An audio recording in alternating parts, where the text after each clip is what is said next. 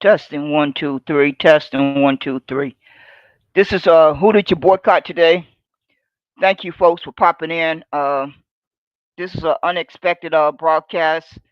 I'm gonna start right out of the gate and address the title, AntiSocialite.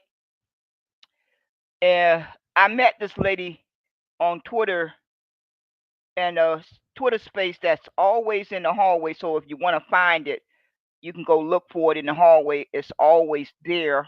I think they still keep the room open 24 hours a day. It's something called Fred Farms Herbs. Fred Farm Herbs. That's when I first heard her come off the microphone and speak. And I never forgot that day. I was sitting in the audience, and that's a Caucasian space mostly, a Caucasian. And I had started going in there listening to the conversation and gathering intel. And one of the co-hosts one day started a pattern where she came off the microphone and would go into one of her long dossiers after I spoke. And I said, initially, I just made a mental note of it. I say, I'm going to watch the pattern. Well, she did it one time too many, and I snapped on her. And then I proceeded to put her name in my title, like I do a lot of folks. So I sent her a clear message of consequences. I believe in dishing out consequences. I don't care if it's as little as putting your name in the title. If that's the best that I can do, then that's the best that I'm gonna do.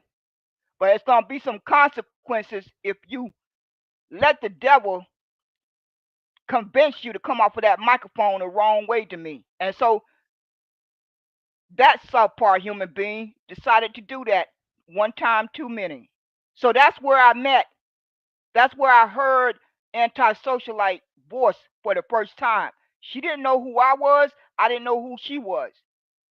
I sat there in the audience listening, and Enoch, who I had been around quite a bit, I had been in many spaces with Enoch, and I knew that Enoch has said more times than not, I'm from Jamaica.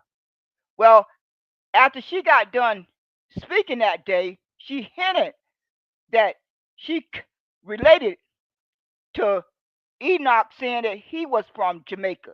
She didn't come right out and say it, but I am convinced this subpar human being is from Jamaica or Haiti or some other place. I don't care if she was born in America. Her parents or her great grandparents or somebody is an immigrant. That I know without a shadow of a doubt. And if she got a problem with anything that I'm saying, some of you can run back to her and tell her to come listen to this broadcast, and she can step to me anytime she feel like it. She can step to me anytime she feel like it on my broadcast. I'm going to welcome her, and I'm going to be totally respectful to her. But I'm not going to change my tune. I'm not going to take back not one word out of my mouth. And I think she knows that. I think she already know that before she let the devil tell her to step to me. Like a lot of folks on this Twitter app, they haven't let the devil tell her to step to me because I pray to God they don't do that. It's going to be a bad day and you're going to be talking to the wind.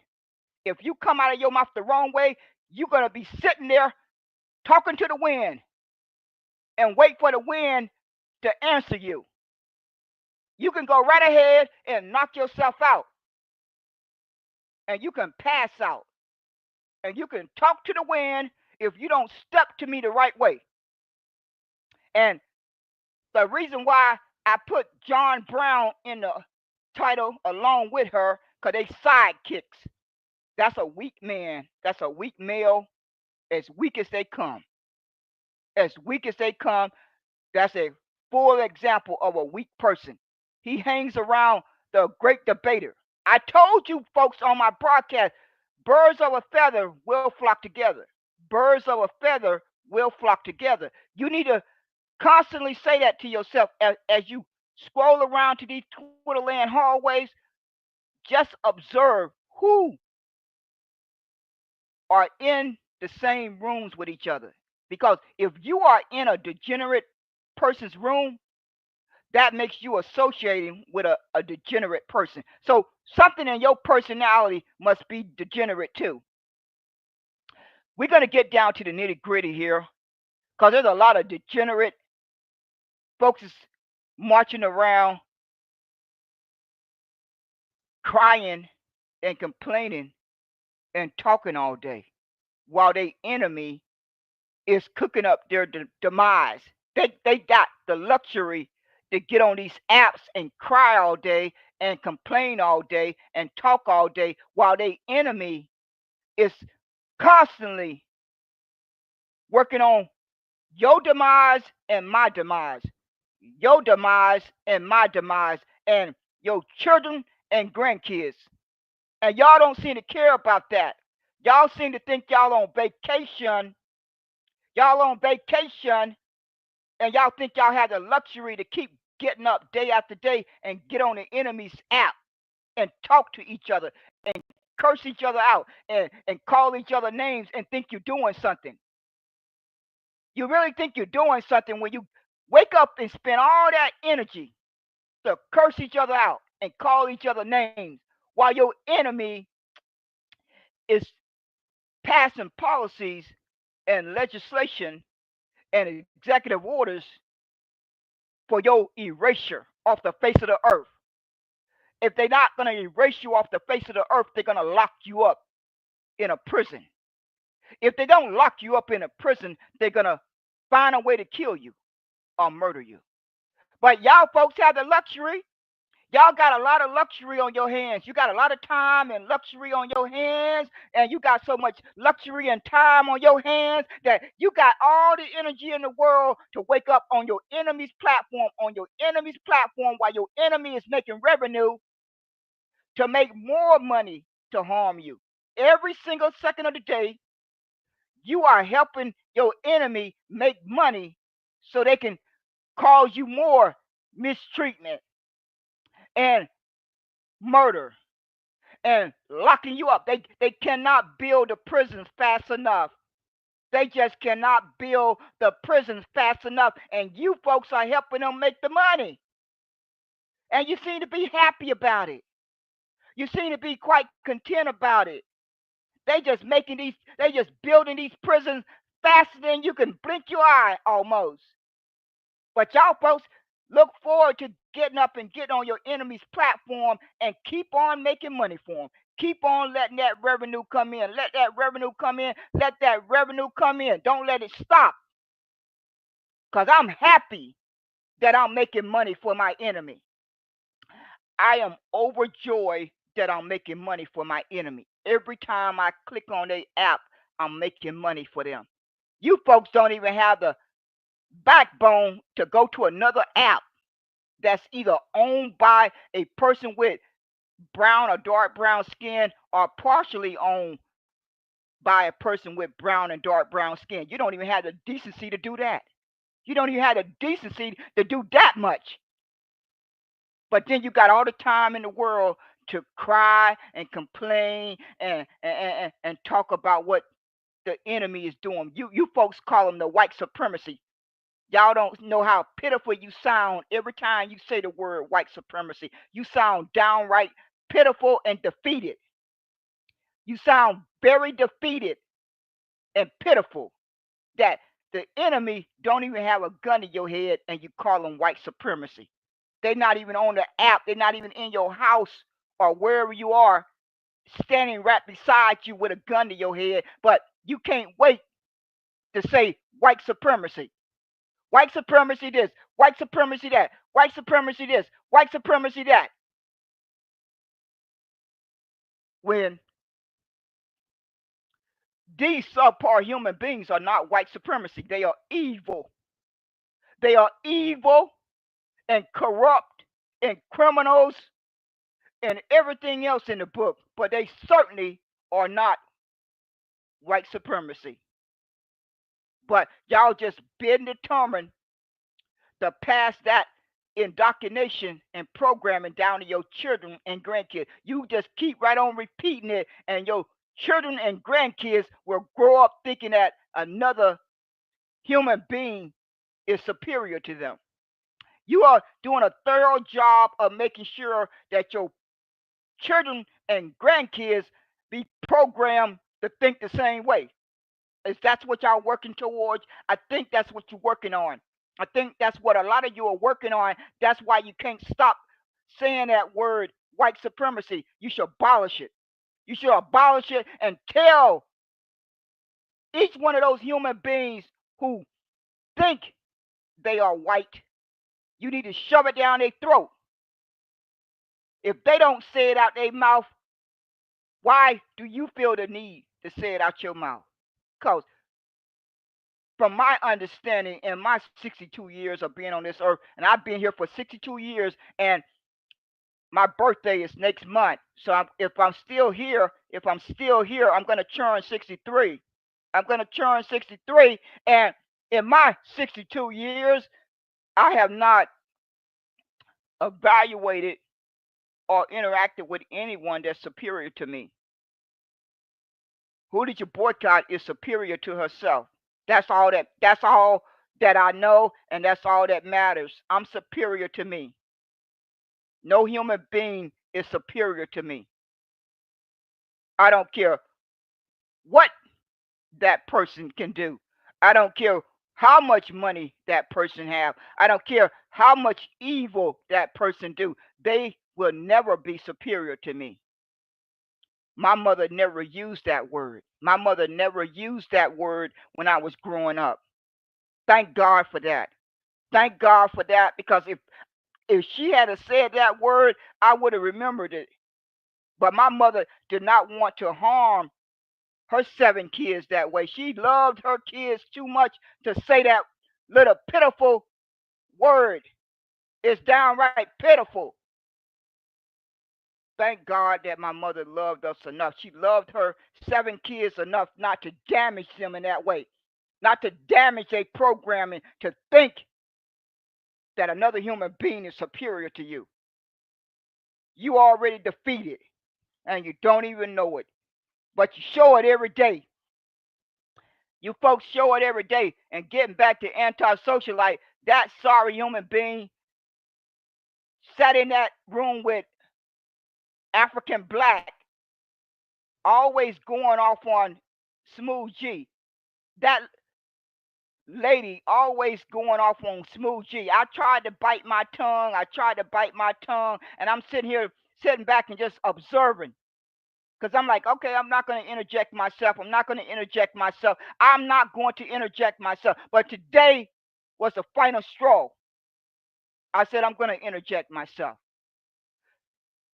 These so-called men sit there on that stage and allow that lady to curse Smooth G out. And they so-called men. If AntiSocialite know that she don't like Smooth G, then don't have any interaction with each other. And Smooth G was not even talking to her. He was talking about that subpar human being who came on the app passing for a white.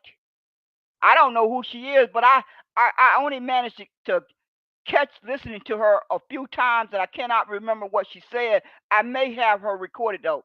I may just have her on one of my recordings, and I'm going to go back and find it. I just may have that subpar human being who came on the app and wanted to pass for white, talking about rape. I don't know if this human being has been raped. I need evidence. I need evidence, and I need verified proof.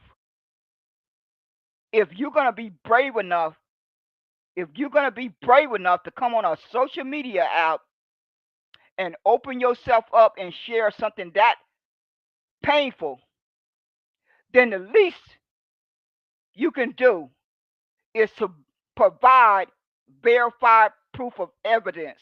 If you cannot do that, then don't bring folks into your life experience if you're not going to give them all the facts. Because a lot of folks are going to hang themselves. They're gonna go off the cliff and they're gonna listen to what you're saying, and more than likely they're gonna hang themselves because they're not gonna have all the facts. They're gonna be reacting to emotions. They're gonna be reacting to emotions. So anti-socialite feel the need to defend this subpar human being who I have not seen any paperwork verifying her ethnicity. I have not seen any proof verifying that person's ethnicity. So until I see proof of that, I'm going to err on the side of caution. I'm not jumping out on a limb for her. I'm not jumping out on a limb for her because I don't know her from a can of paint. I don't know her for a can of paint, and I'm not jumping out there on the limb for her. She could be a plant, for all I know. And a lot of that is going on right now, unless y'all don't understand the climate you in. I don't think you folks understand the climate you are in. You need to start examining it more closely. Because Donald Trump and the Republicans and the megas and the white nationals and the Jews and the oligarchy and the black rocks, they are cooking up folks' demise who have brown and dark brown skin. And they're going to put a lot of plants amongst you. You're going to think you rub elbows with that person, and you're going to profess that you like them. You're going to profess that they one of your friends, and you hang out with them in different rooms, and you hang out with them in different rooms, and you gather together in different rooms, and you just going to go to bat for that person. For all you know, they could be a plant. They could be a part of a psyop. The same thing that happened to the Black Panthers. The same playbook. They using the same playbook on you brain dead human being. You don't know how many plants they have put amongst these social media apps. That's why I do my best to use my discernment. The discernment spirit that God put in me, it's working. It's working overtime. It's working overtime. It's working overtime. It's working overtime.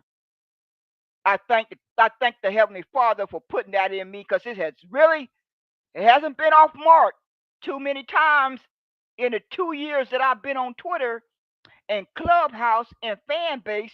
It has not been off mark too many times. So that discernment that God put in me is working. It's really working. I'm a walking testimony of it working. Like I've said, folks gonna tell you who they are based on the words that come out of their mouth. You ain't got to guess. You ain't got to make no assumption. You ain't got to guess. You don't have to make an assumption. You just have to sit back a few times and listen to that person. Just go into different rooms. Go in anonymous sometimes. Go in and listen to the individual person, including listening to me. Including listening to me. I'm not I'm not removed. Any person that listens to me, they need to scrutinize every single word that come out of my mouth. They need to be scrutinizing every single word that come out of who did you boycott today mouth. If you are not doing that, something is wrong with you. Something is seriously wrong with you. You must not care about your well-being. You must not care about being played for a fool. You must not care about being lied to. You must not care about being fake. You must not care about folks using you for their own gain. So I welcome anyone to scrutinize anything that come out of my mouth. Anybody that know me will tell you that I've been this way since I was in the fourth grade that I can remember. I don't remember too much that happened before the fourth grade. I remember a little bit about the second grade, but Definitely, I have a few clear memories of the fourth grade in my personality. So I can go back in my memory and think about that and know very clearly it cannot be said enough times. Sit back and listen to a person. They're going to tell you who they are. They're going to tell you what their perspective is, what their mindset, their critical mindset. That's the key ingredient. Is your mindset for any person. I don't want to go to that topic just yet. I need to stay on AntiSocialite and John Brown. Um, AntiSocialite decides she want to curse out Smooth G, and men sit on the stage and let her do it. That's weak. That's weak because no woman should be disrespecting a man. No man should be disrespecting a woman. So if a woman or a man sit back and observe that, you both are weak. You both are weak. And it needs to be exposed.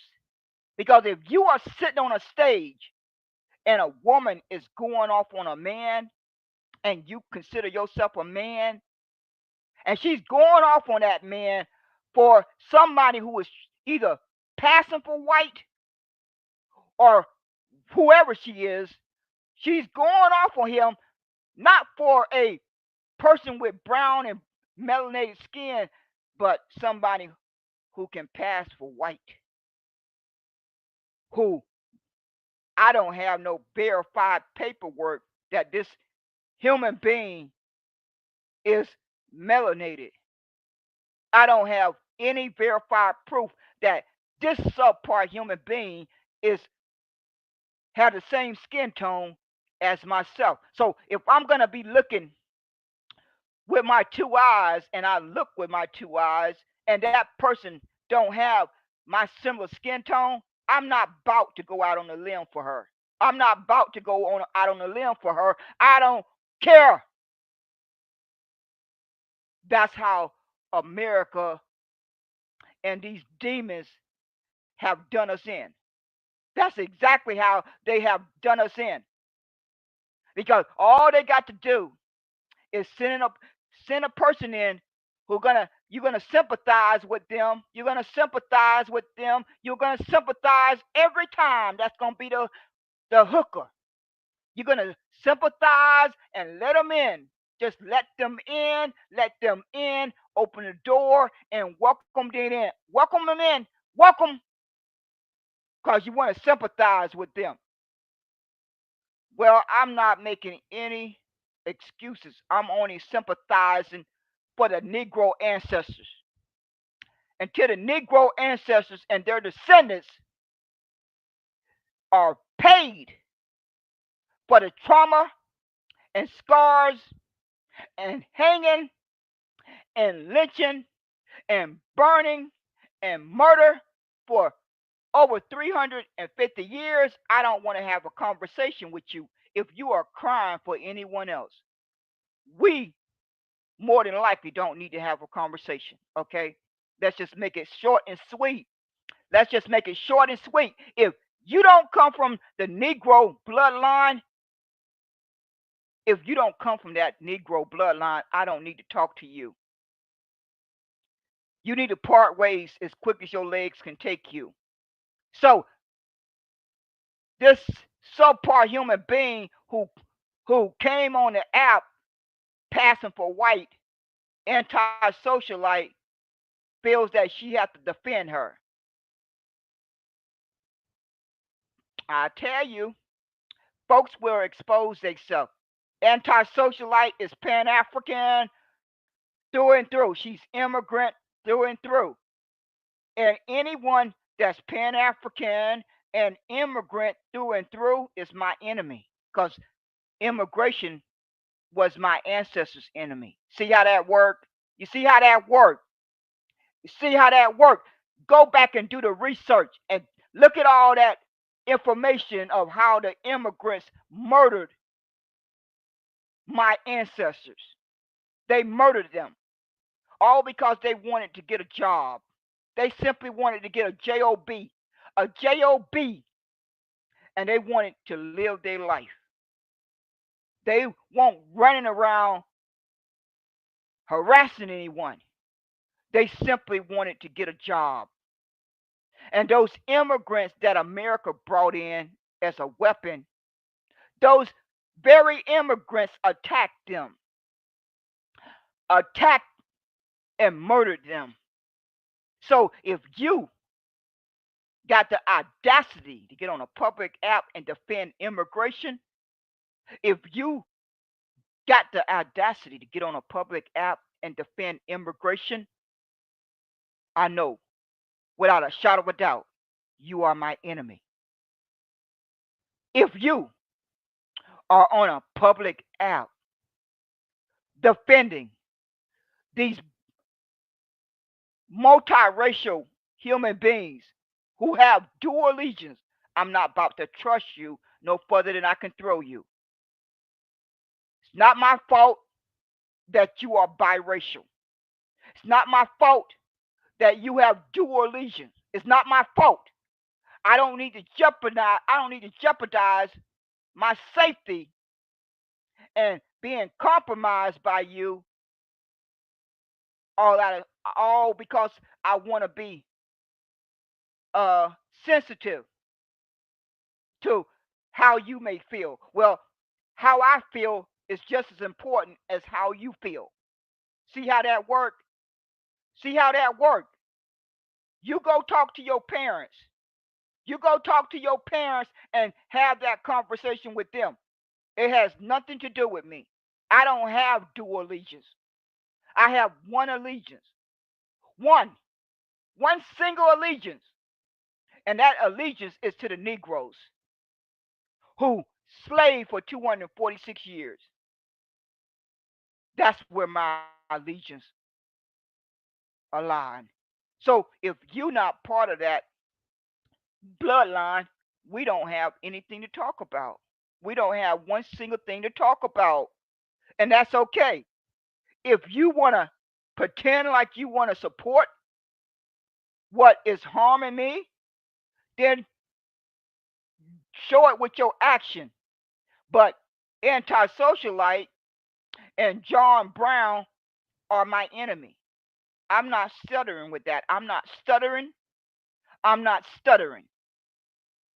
And AntiSocialite is certainly Pan African, and I believe her bloodline is immigrant. I am convinced of that almost I'm almost 100% because I'm not gonna never forget that day I was in that room with her, and I didn't know her, and she didn't know me, and she came off of that microphone, and I heard the exchange between her and Enoch. I ain't never forgot that, and based on my 2 ears, it came across to me that she was telling Enoch that she was relating to him being from Jamaica, that they both were from Jamaica. That's the impression that I got. That's the clear impression that I got. Now, I could be mistaken. And if she wants to prove me lying, then show the paperwork. I can show my paperwork. I can show my paperwork. See how that worked? You see how that worked? I need for AntiSocialite and John Brown to show their paperwork. Because I'm convinced that America has inserted a lot of plants on the social media apps. A lot of you folks are psyops. Y'all are psyops, and y'all are telling on yourself. You are telling on yourself every single day. And I don't understand why folks are falling for it. I think a lot of you are getting a bag of money, like Damon Jones and Re-Up and Wartime and Big Lowski and a lot of you Pan Africans, Tommy Sotomayor, cultivating. A lot of you folks are being paid money because you're putting too much energy and work in doing the work for the enemy. Because you're doing too much. You're doing too much. A lot of you are doing too much. And you gave yourself away. You're doing too much. Tommy Sotomayor got a room open right now talking about, of course, black people again. Why don't this sorry man use his energy to figure out how to help his country? Don't you think his time and his energy will be better to use, put to better use if Tommy Sotomayor spent more time figuring out how to help his own country? Maybe his country could improve. If Tommy Sotomayor spent a little bit of half of his energy, just half of it, figuring out how to defeat the enemy, just maybe,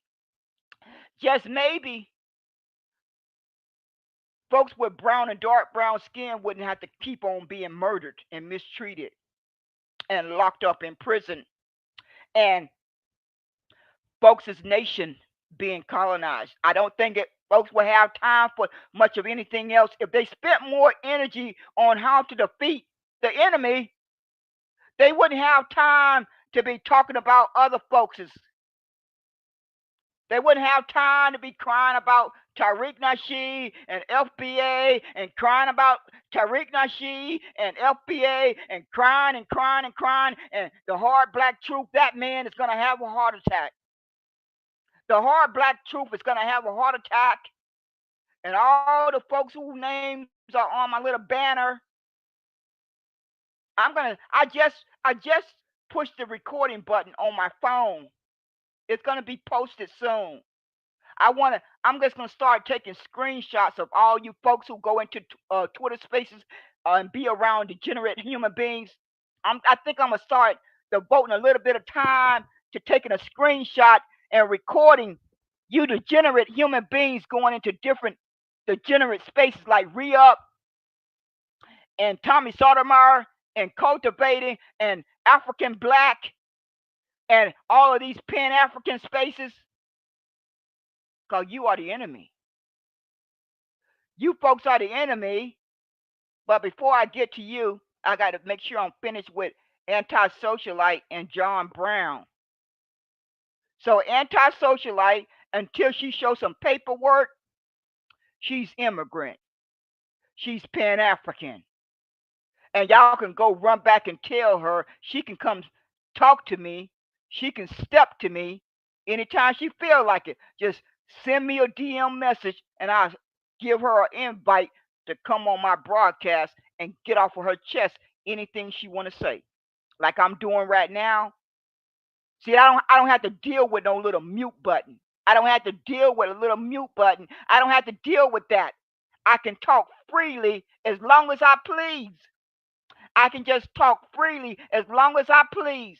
And nobody is going to interrupt me. No one is going to talk over me. No one is going to push a mute button. No one is going to push that little mute button. I get to talk as long as I please. AntiSocialite can come on my broadcast and talk as long as she please. See how that worked? See how that worked? But a lot of these folks don't have the backbone. They like to do a lot of talking in certain spaces where they have the advantage, where they know the host and the co-host and the co-host, and they know the host and the co-host gonna let them talk over that person. If you know how to dish it out, then you should know how to receive it. If you know how to dish it out, then you should know how to receive it, right? Turn around is fair play. If you're gonna dish it out, then you should be able to receive it. And so African Black and AntiSocialite and Ronald and G-Beck and the hard black truth and that other lady named Pat and Marissa and Nunya and all those crying Pan-Africans. I'm tired of hearing you folks cry. I am tired of hearing you folks cry. So like I said about African Black and AntiSocialite, they decided to call each other out today. They gave each other a shout out. I told you, folks are going to tell you who they are based on who they associate with. You ain't got to guess. You ain't got to make an assumption. Just sit back and watch. They will tell you based on who they shout out, who they associate with, who they take up for. They're going to tell you everything you need to know. You ain't going to have to wonder. You ain't going to have to guess. You're not going to have to make an assumption. And I think African black is a plant. That man is always saying African American. African American is an insult. African American is a made up term. It's an insult for anyone to continue to use it. And if you are continuing to use it, you are doing it on purpose. And most of you Pan Africans do it on purpose. And you think folks don't know that? You give yourself away every time you get on these public apps and say the word African American. That's an insult. That is an insult. The same way it's an insult to tell folks that Kamala Harris is black, that Barack Obama is black, Elon Musk is African American. You see how that works? You see how it exposes you? It downright exposes you. You are propagating America's evil message of harm. You are being the mouthpiece of America. The only reason America came up with the term African American was to remove Negroes from this landmass called America because they want to erase Negro slavery. That's the only reason why they made up that little word called African American. Because the Negroes were Negroes up until 1965. That's what was on our birth certificate and marriage license and death certificate. No word called African American was not on not one person's birth certificate. Not one. Not one.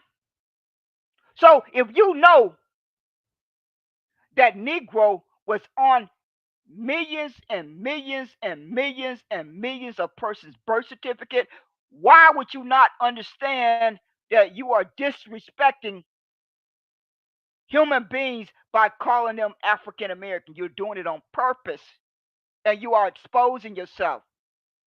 You are downright exposing yourself, and you are propping up America's propaganda. You are literally running around being the mouthpiece of America's harm. That's why they did it. And you are quite proud of it. You want folks to be African so bad. You're so desperate for folks to be African. But I don't hear all you folks who want folks to be African and African American. I don't hear you denouncing your Haitian ethnicity. Do I? Why is that? Why do I not hear you folks from Trinidad and Jamaica? I don't hear you calling yourself African American, do you? I don't hear you calling yourself that. Folks from Ethiopian and Nigerian and Somalia, I don't hear you calling yourself African American, do I? I don't hear you calling yourself African American. You constantly stick your chest out and say out your mouth, I'm Jamaican. I'm not African American. I'm Jamaican. I'm not African American. I'm Jamaican. I'm not African American. I'm Haitian. I'm not African American. I'm Haitian. I'm not African American. I'm Haitian. I'm not African American. I'm Bahamas. I'm from the Bahamas. I'm not African American. Oh no, I'm Nigerian. I'm not African American. I'm Igbo. I'm Igbo. I'm Kenya. I'm South Africa. I'm not no African American. Deliberate disrespect. That's deliberate disrespect. And that's why I can say so easily, you are my enemy, because you have identified yourself as my enemy. I didn't have anything to do with it. I just sat back and listened to the words that came out of your mouth, and you told on yourself.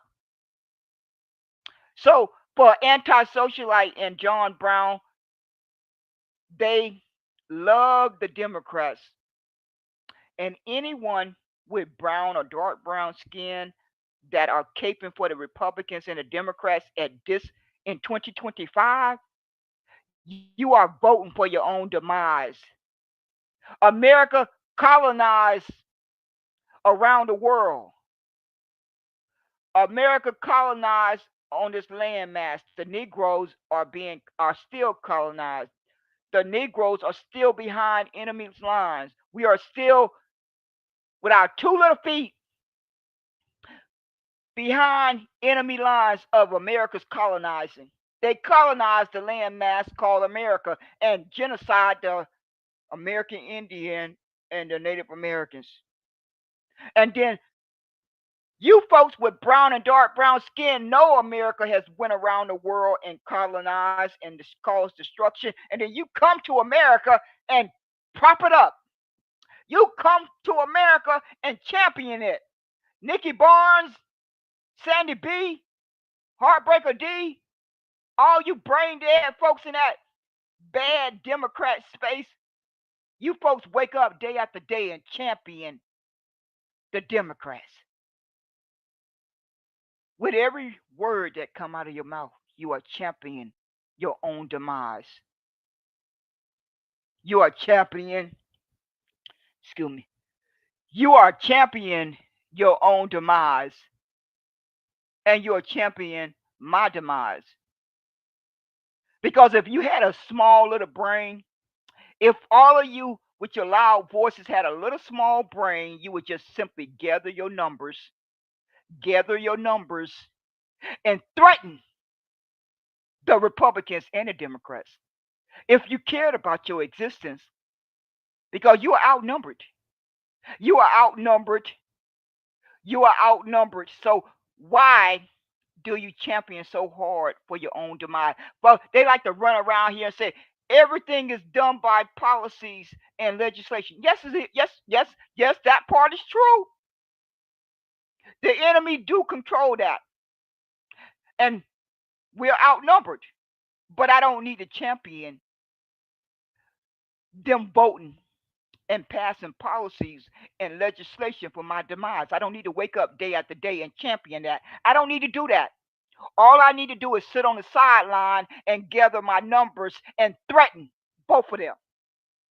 I think we'll have a better outcome if we do that. But folks don't even have the backbone to do that. They don't even have the backbone to do that. No, that's asking too much, Nikki Barnes, Sandy B, and Heartbreaker D, and AntiSocialite, and John Brown, and Scorpio, and all you Democrats. And you Pan Africans are not no better. Y'all just fell in love with what's his name, West. Well, I think that's his name was Cornel West. And then some of you even champion the Jill Stein ticket with that Muslim man on it. I don't quite understand how you folks don't understand how Muslim and Arab was a weapon that went to the continent of Africa and invaded it. I don't quite get it. It's like you suffer from amnesia, that you don't even want to face the truth of which history played a major part in your demise and your genocide. Muslim, Scientology, that's somehow connected with the NOI now. It's connected somehow with the NOI and the Arabs They all played a part in the invasion of the African continent and slavery. They all played a part, along with the Jews, along with the pink people, the pale people. They all played a part. And now you human beings are waking up day after day and championing the Democrats and the Republicans. You are championing your own demise because you are outnumbered. You are outnumbered in 25 states. There are 25 states out of 50 that the brown and dark brown skin don't have a population over 6%.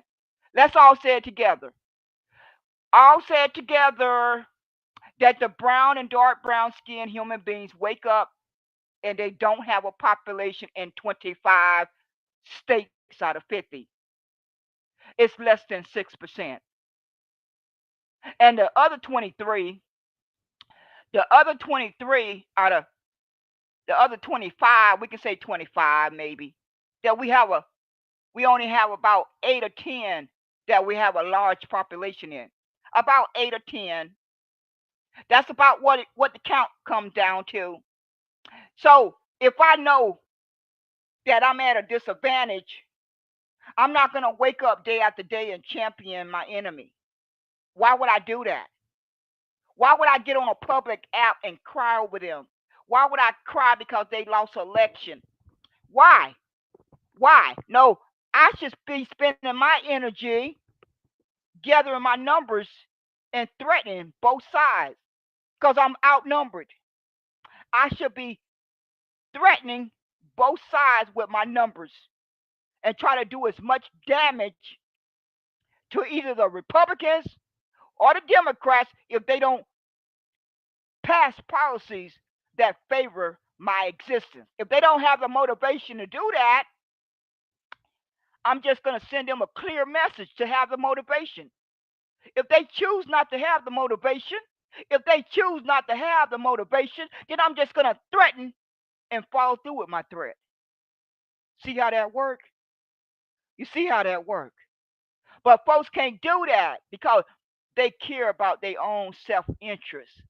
They care about their own self-interest. They want a position in government. They want to be in a position. They want to be sitting in a seat at the local, state, and federal level. They don't care that their collective population is outnumbered and only a few get through the gate. They don't care about any of that. They know that policies and legislation are going to continue to get passed that's going to harm their collective. But I got my job. I got my little job. I got my little government contract. I got my little government contract. Don't talk to me. I got my little grant. I got my hustle on. I'm doing my hustle. You got to get out there and do your hustle. Because I got mine. I won my position. I ran for office and I won my position. But you're still outnumbered. You still outnumbered. You just sitting there to warm a little seat. All you doing is sitting there to warm a little chair. A chair, your behind is just sitting there to warm a seat. Because America is still gathering all that revenue and building prisons in America. America's still gunning down persons with brown and dark brown skin while you sitting in your little nice little comfortable office. America's still building those prisons. America is still letting folks, finding folks not guilty for murdering persons in our community.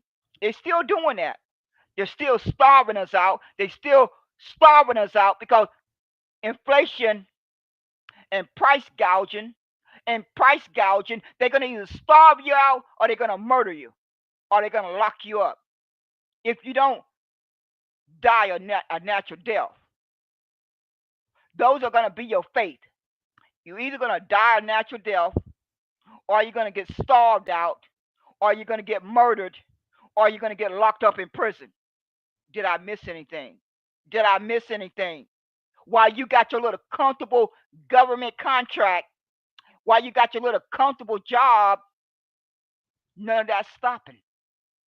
And they don't care if a few of you get through the cracks. They don't care. They don't care if 100 of you, 500 or 1,000 of you get a couple of jobs. They don't care about that. You're not a threat to them. You're not a threat to them.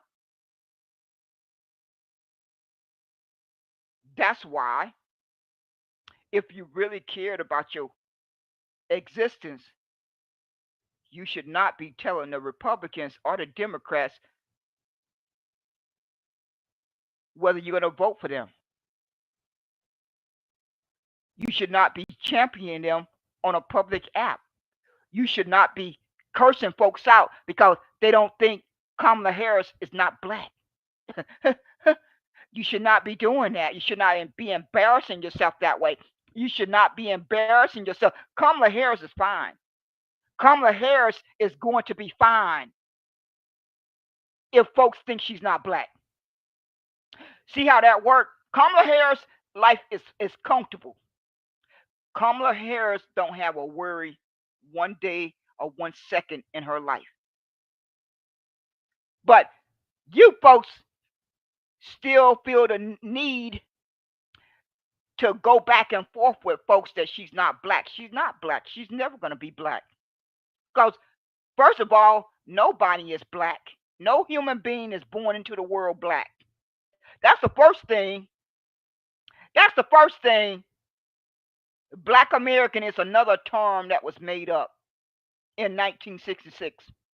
In 1966, America came up with a classification called Black American.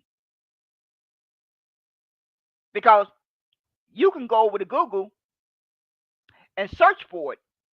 Because I have already downloaded the screenshot. Who did you boycott? Already done the search. And that's when it changed over. So I ain't got to lie about it. I don't have to lie about it. They made it up in 1966. For all you folks who keep running around here calling yourself Black American, think you're doing something, think you have an identity, think you have a recognized ethnicity, think you have a recognized birthright, you have no identity. You have no birthright. You have no ethnicity.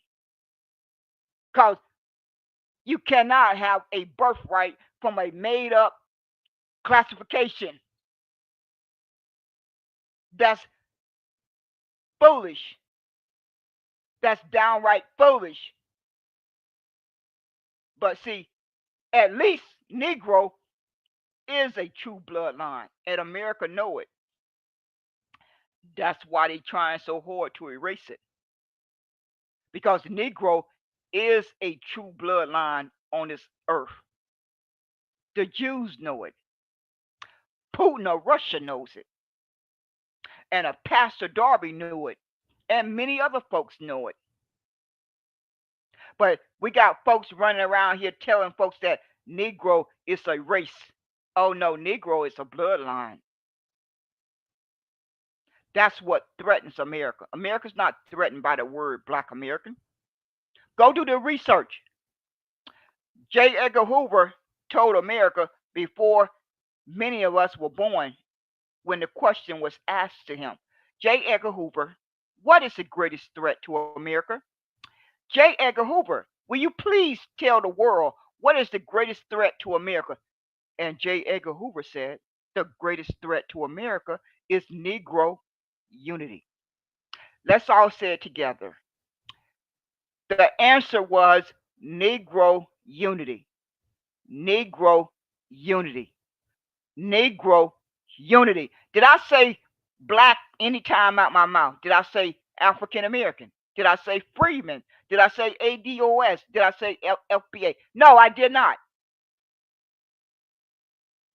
So there's another example of how you are harming yourself. You don't even have the backbone to demand that your country recognize your birthright. You don't even have the backbone to force your country to recognize your birthright. Every German person have a birthright, don't they? Every Irish person have a birthright. Every Italian person have a birthright. Every France person have a birthright. Every Canada person have a birthright.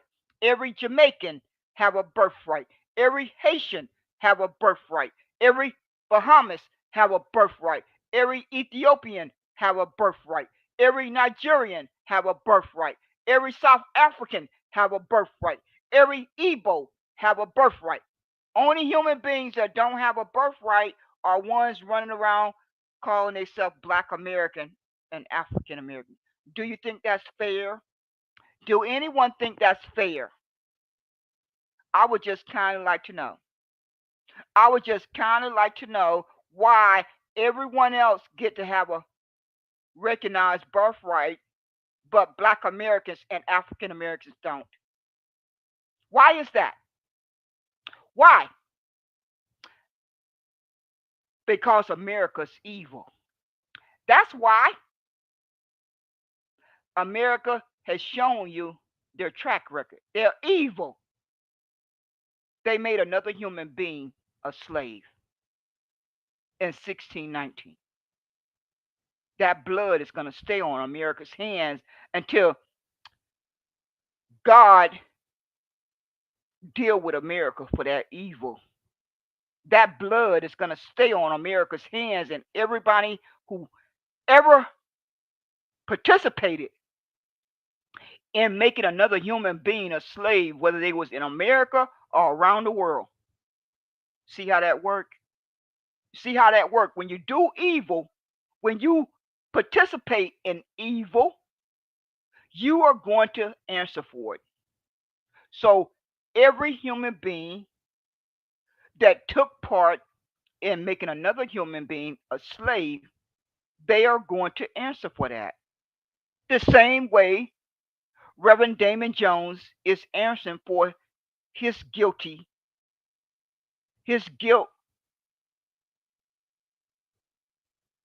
that he perpetrated the other day. Damon Jones did not think that God was going to take care of him that fast. Damon Jones and Rhea in wartime and Javon and Moorbean and a person by the name of Mobean and Reverend Tim something Christopher and who else was in there taking up for Damon Jones. They were all just lining up in that space the other day, giving a little 2 cent, looking down on other human beings and doing their absolute best to paint a negative image. But Damon Jones and Rhea and Wartime and Javon and the Great Debate and Corey Brooks and Big Blowski and who else? Who else got to come to me? It's a lot of folks in that room that come together at night. They all gather together in the Great Debater room late at night. So you may have to set your alarm clock and wake up late at night when they open their room. They all just pile in there. John Brown be in there with them. Folks who gather together are birds of a feather who flock together.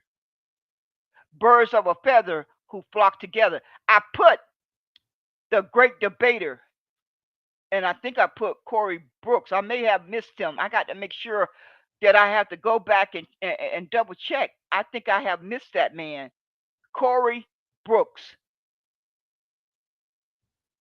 and Cultivating.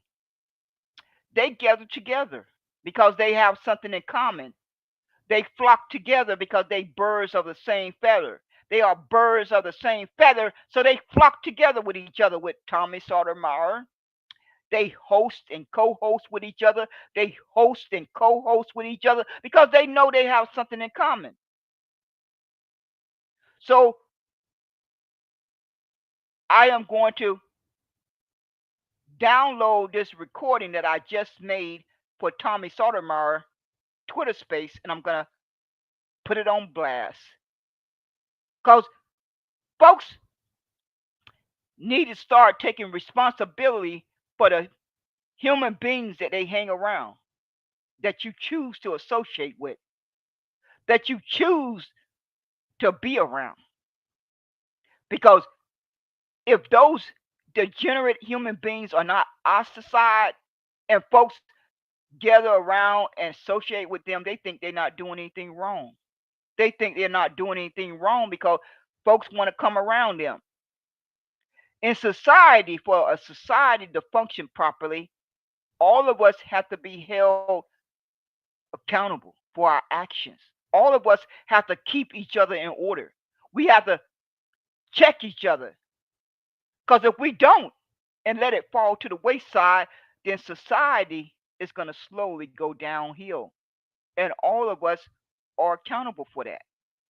Because somebody should have ostracized Damon Jones a long time ago. This side of his personality didn't just come out a week ago. The first time that I heard him, and that's been over a year ago. It's been over a year ago the first time I personally heard him in a room. I knew right then and there he couldn't be trusted. And I made a broadcast. I recorded I recorded the room because it really hit me in my gut so badly. I knew I needed to record it. That was long before I even started making recordings. I hadn't got into the habit of just hitting the recording. And something in my gut after listening to him, he was hosting with Chicago Red. She don't come on the app that much. But I remember that day. It was about three other men that was on the stage agreeing with him left and right. And I knew right then and there that that man could not be trusted. I knew just simply from evaluating what was coming out of his mouth. I knew right then and there my spirit, it rubbed my spirit the wrong way. And I just went away from that room that day thinking about it. I said, something ain't right about that man. Something ain't right about him. I can't put my finger on it, but he cannot be trusted. But folks had to pick up on that, and they just chose to turn a blind eye. They picked up on it. They chose to look the other way. They chose to give it a pass. They chose to do that. African black, he come. I can't remember all the times that I have spotted him in African black and re-up space and other folks' spaces, but I knew. I said to myself, why is this person being allowed to come among other human beings that try to live a honest, decent life? Why is this person being accepted? And folks got to let the same little narrative. Oh, they don't want to. They don't want to tell the person directly, "You're not welcome around us. You're not welcome." That's what you have to do.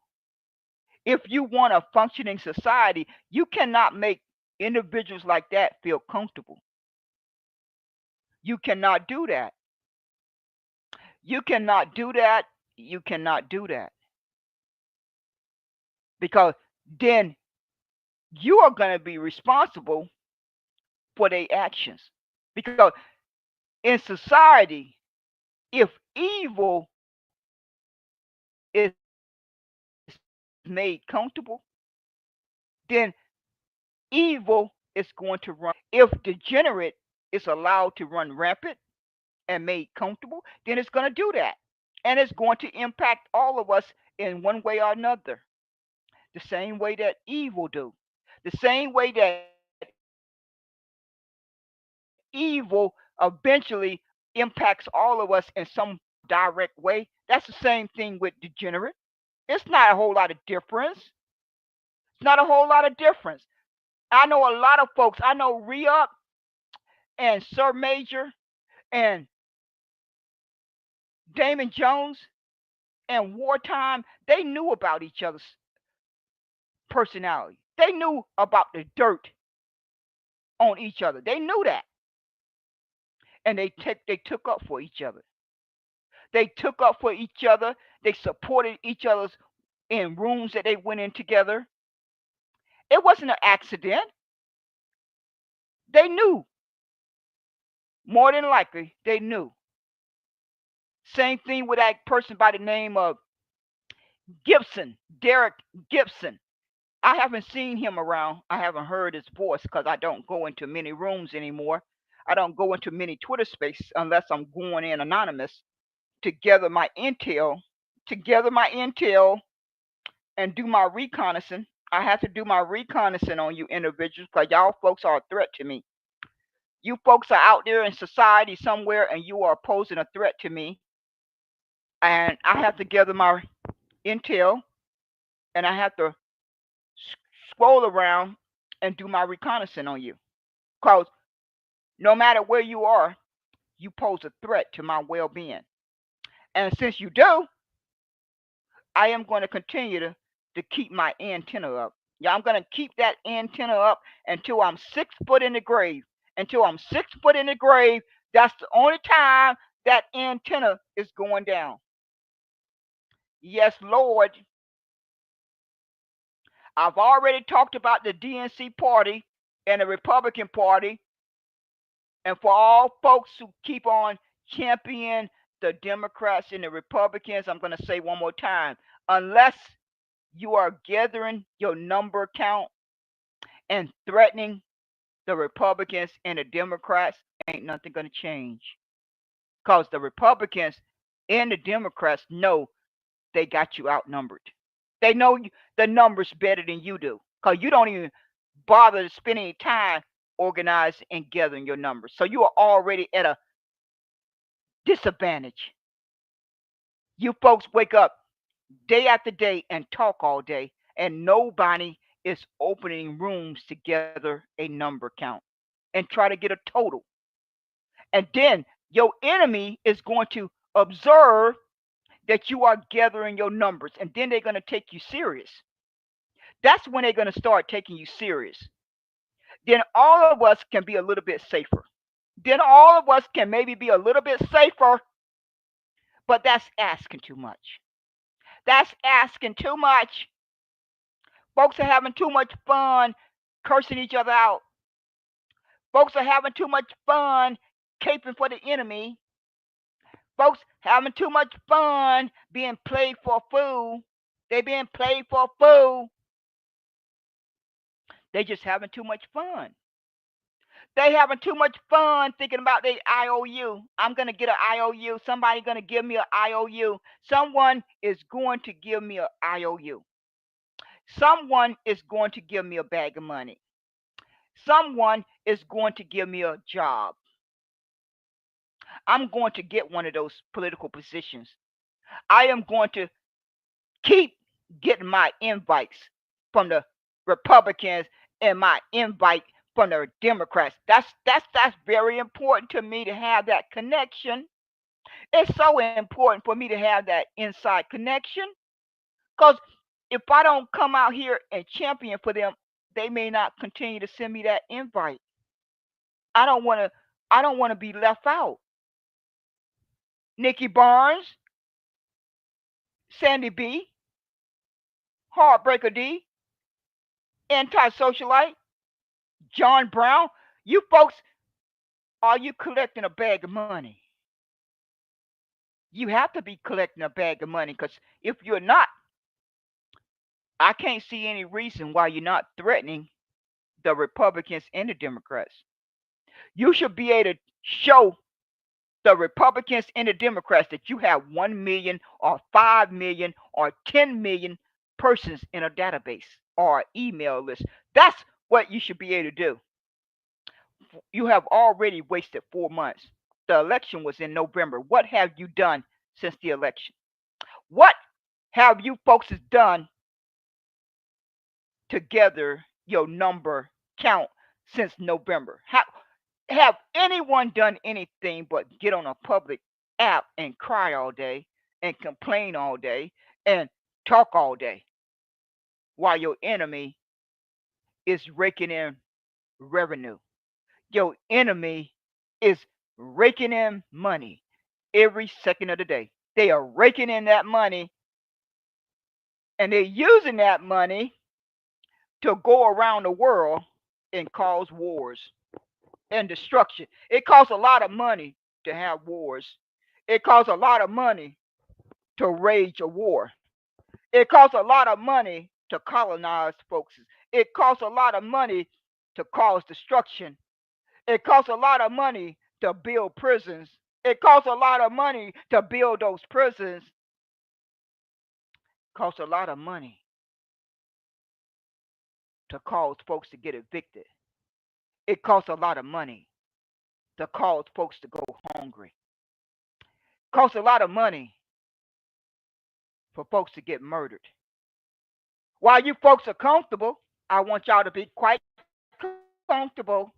As you go forward, you are quite comfortable. And I just thought I'd come on here and say a few words. I don't really want to waste a lot of energy on Damon Jones. That sorry human being got what was coming to him. I didn't even, it haven't even been a couple of days that I put in my title that God was waiting on him. It didn't even take a couple of days before God took care of him. And God gonna take care of a lot of us who are not doing, who are not living the right way, who are not honest. God is gonna take care of a lot of us who are fake, who are corrupt. Y'all number is gonna get called up, and you know who you are. If you needed proof, if you folks needed proof that God is real, just call up Damon Jones and let him tell you how real God is. Just call up Damon Jones. I look. I look. There's a lot of folks who are on that list that need to be right in that same boat with Damon Jones, and that is Re-Up, Wartime, the great debater, Corey Brooks, uh, Cultivating, uh, who else? Who else? AntiSocialite, uh, John Brown, Nikki Barnes, Sandy B, Heartbreaker D, Scorpio, all you Pan Africans, all you Pan Africans. Oh, that's the part that I forgot to speak about. You Pan Africans, you need to stop crying. You need to stop crying about unity. You had 50 years. You had over 50 years to prove that you wanted unity. Don't cry now while it's hot in the kitchen. It's hot in the kitchen now. Now you want to cry unity. All of us, including myself, all of us, including myself, have had over 50 years. We have had over 50 years to prove unity amongst each other. We don't had over 50 years to prove that. The Negroes should not be at the bottom if there was some if there was something called unity. The Negroes wouldn't be getting locked up in record numbers. The Negroes would not be homeless in record numbers. The Negroes would not be going unemployed in record numbers. The Negroes would have more businesses and infrastructure built by now. If there was any kind of semblance of unity, then we all will be able to see it with our own two eyes. See how that worked? Go back and look at the ancestors. Before brown and dark brown immigrants came to America, the ancestors had built a whole community. They had built self-reliance. All of that started going downhill after 1965. And what happened after 1965? The immigration policy, integration happened, the right to vote. Those are the three weapons that America used to harm the Negroes. Let's all repeat it. The right to vote, integration, and immigration policy. Those three things, if all of us did our research, we could be able to trace it back to 1865. If we wanted to be, if we were operating honestly, that not one of us could not find that research and let it go all the way back to 1865 and try to call me a liar. The information is out there. I ain't got to lie about it. I do not have to lie about it. So, folks, that that ship or that train has passed. The time for unity was has gone. It has gone. It has come and gone.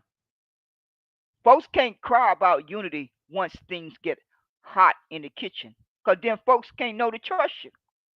Cause then you folks got to wonder: Are you doing it out of desperation?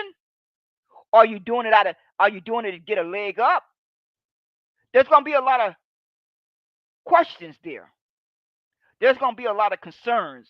Folks are not gonna feel that they can really put a lot of trust in the words that you are coming out your mouth.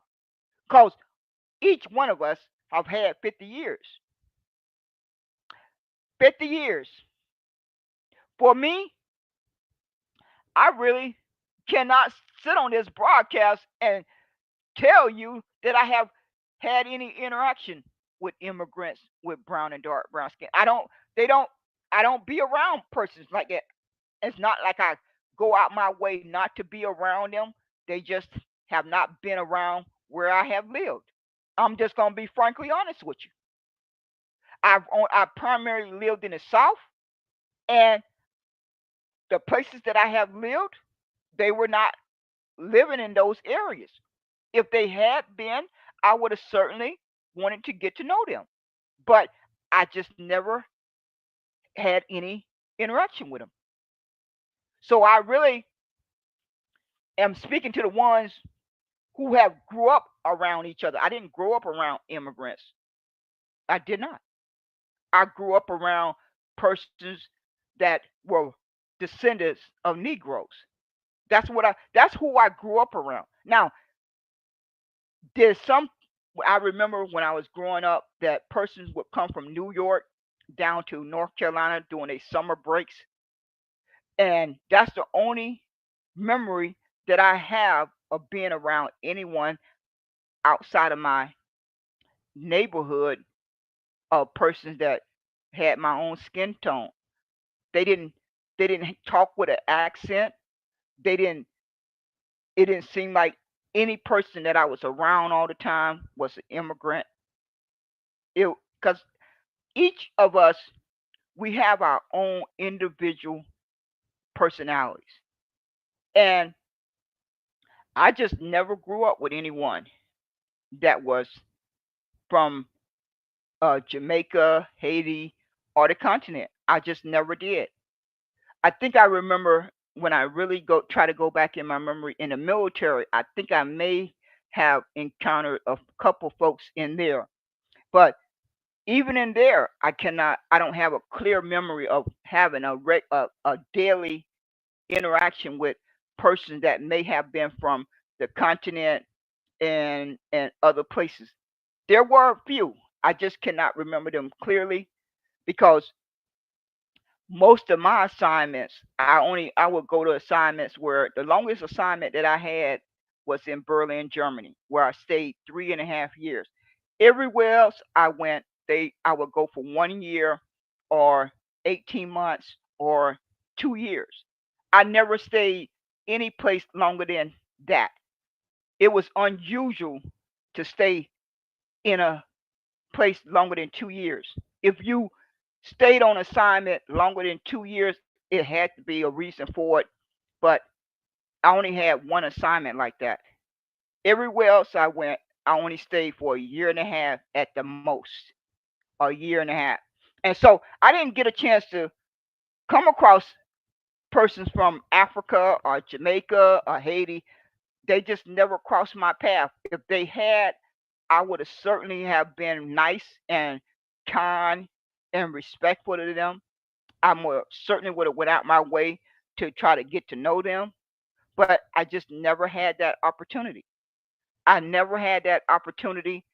But those of you who have had that opportunity and you have not built unity and you have not built a network, you have not built a network of business, what is the excuse? What is the excuse? Because there's no excuse. If you live in a city like New York or these other places that have a good large percent of population of you, you should have gathered together and built something. You should have had made an investment of some level of network where it would have supported the collective. But you didn't do that. So you must have been operating as separate.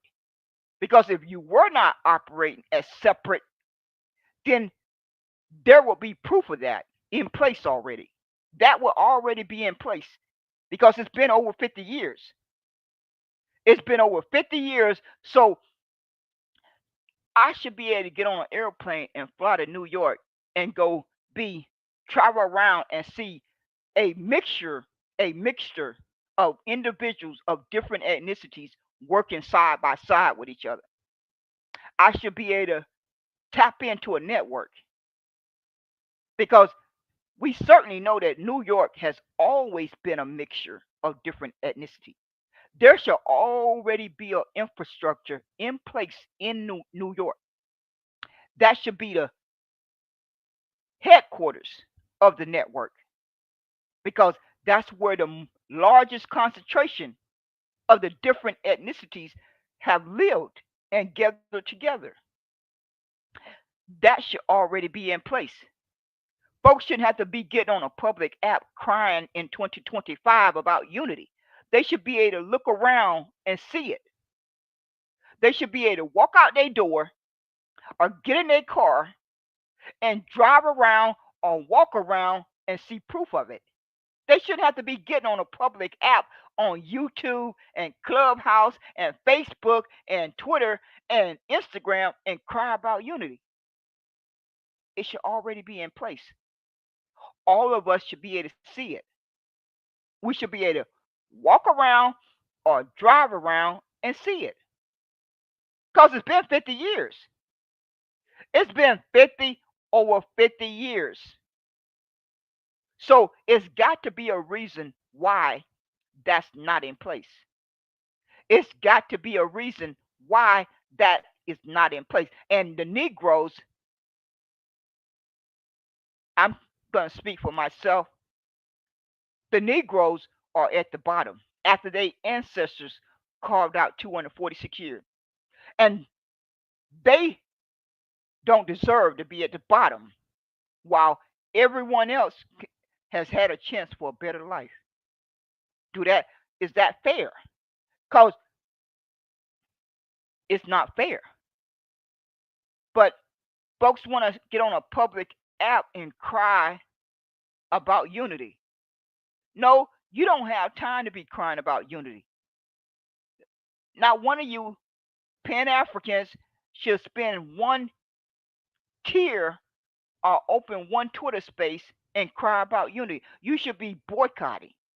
If you care about what America government is doing to your country, you should find a way to boycott them. You don't have to tell them. You don't have to tell them. Just get off of Twitter. Just stop clicking on Twitter day after day. They'll never know. It'll be your secret. If you have to do it on the down low, just don't tell them. Just don't announce it. Just go into get a get on Telegram and do a secret meeting. I don't trust Discord, but Telegram I think is pretty secret. If you don't like that one, then there's another one that I use called minds.com. MINDS. They don't censor you as much as some of these platforms. And you can monetize from day one. And you can also get paid for just sharing your posts over to your other platform. You're going to hear a cha-ching ching. When you share a post to Facebook, it's going to say cha-ching ching. If you share it to Twitter, I don't think you get the noise. But that's another good way that you can be maximizing your time on these social media platforms. I do believe it's owned by a pink person, but if you don't want to use that platform, then use Fanbase. I have both of them because Minds.com and Fanbase are the only two platforms that has ever paid me a penny. So that's why they are the front runners, at least in my book, because they the only ones that made a deposit in my bank account. They the only ones. They the only two. Out of all these years that I have put in on these social media platforms, I can only count on one hand how many has made a deposit in my bank account. So at least I don't mind investing my time on those two platforms because at least I can say I got paid some pennies. I got paid some pennies and some nickels and some dimes. It won't very much, but it was better than nothing. And I am going to start investing more time on those two platforms. It makes more common sense for me to invest more time on those two platforms than Twitter and Facebook and Instagram. It just makes common sense. But I want folks to stop running around here crying about unity because you shouldn't have to cry about unity. Because you know why? A human being is going to know whether they can trust you. Each human being is going to be able to evaluate whether they can trust each other. You don't have to ever ask for unity. Your actions and your words are going to determine if you are building unity. Not constantly saying the word unity is going to get it done. No, human beings build trust and respect for each other over a period of time. Once they build that connection, then they can make their own evaluation. Can I trust that person? I first have to be able to trust that person. I really have to be able to trust them. I have to build respect. You need those two important things before you ever say the word unity out your mouth. If those two things have not been established, there's no need to say the word unity because it don't exist. It does not exist. It's a waste of time to keep on saying the word unity like you're going to make it a real thing. No, the only thing that's going to make it a real thing is that those persons that need to come together, they're going to gravitate to each other if they evaluate they can trust each other. If they can trust each other, they will naturally gravitate to each other. And once they gravitate to each other, they will start to build respect. And then they will never, ever, never, ever have to say the word unity because they'll feel it. They'll know it on the inside. They won't ever have to say the words because they're going to know it on the inside. After they have evaluated that connection that they have put in the work to build trust and respect, they won't ever have to say the word unity. Their actions are going to speak louder than their words. They're just going to let their actions speak louder than their words. But folks want to be fake. Folks want to be fake. Folks want to be fake and they want to get over on folks. They want to play folks for a fool. You're not going to, in life, you're going to be able to play some persons for a fool and they're going to swallow what you're saying. But most persons are not going to let you play them for a fool. So that's why Pan African has died. It has died because those human beings who care about it so much has not practiced. They have not reached out and built that connection over here on America's landmass. They have been more concerned about folks building that connection over in Africa. But you don't jump you don't jump the ladder like that. You have to build with folks on their own landmass, and Negroes, most Negroes don't want to leave America. Our family member carved out 246 years on this landmass. Their bones are buried in the sand. Most human beings don't want to leave their family member and go to another location and just leave their family members behind. Nobody, most persons are not going to want to volunteer to do that. Now, some persons may want to do it, and that's their right. But most persons are going to want to stay near their family members. They are naturally going to want to go visit their graveside or whatever they, however they pay respects. They're going to want to do that. Well, they're not going to be able to do that if they all the way in Africa. They're not going to be able to jump on an airplane when they feel like going to visit their family members' graveside. They're not going to be able to do that. So it makes no sense to keep on running around crying about folks not wanting to be African, crying about folks not wanting to go back to Africa. It makes no sense when, for all those persons who have all this love for Pan African, oh, I forgot about Ronald. That man, I must tell you, that is one fake man. I really have been observing him for well over a year. He's so fake, and I just detest him. I'm just gonna put him in the same boat with AntiSocialite and John Brown. There's a handful of folks who really show how fake they are, and that man by the name of Ronald, he's slick. He's really slick, and I want to close out with this. I want my people who are descendants of Negroes to put up their antenna because there's a lot of psyop and plant going on. America is putting a lot of folks in place to gather intel and to maybe even set persons up and to bait and trap them into something. And that's when Donald Trump, all his executive orders, and they crack down on crime, it's going to kick in. I, in my gut, in my discernment, I feel it in my bones that America is going back to that old playbook, the one that they used on the Black Panthers.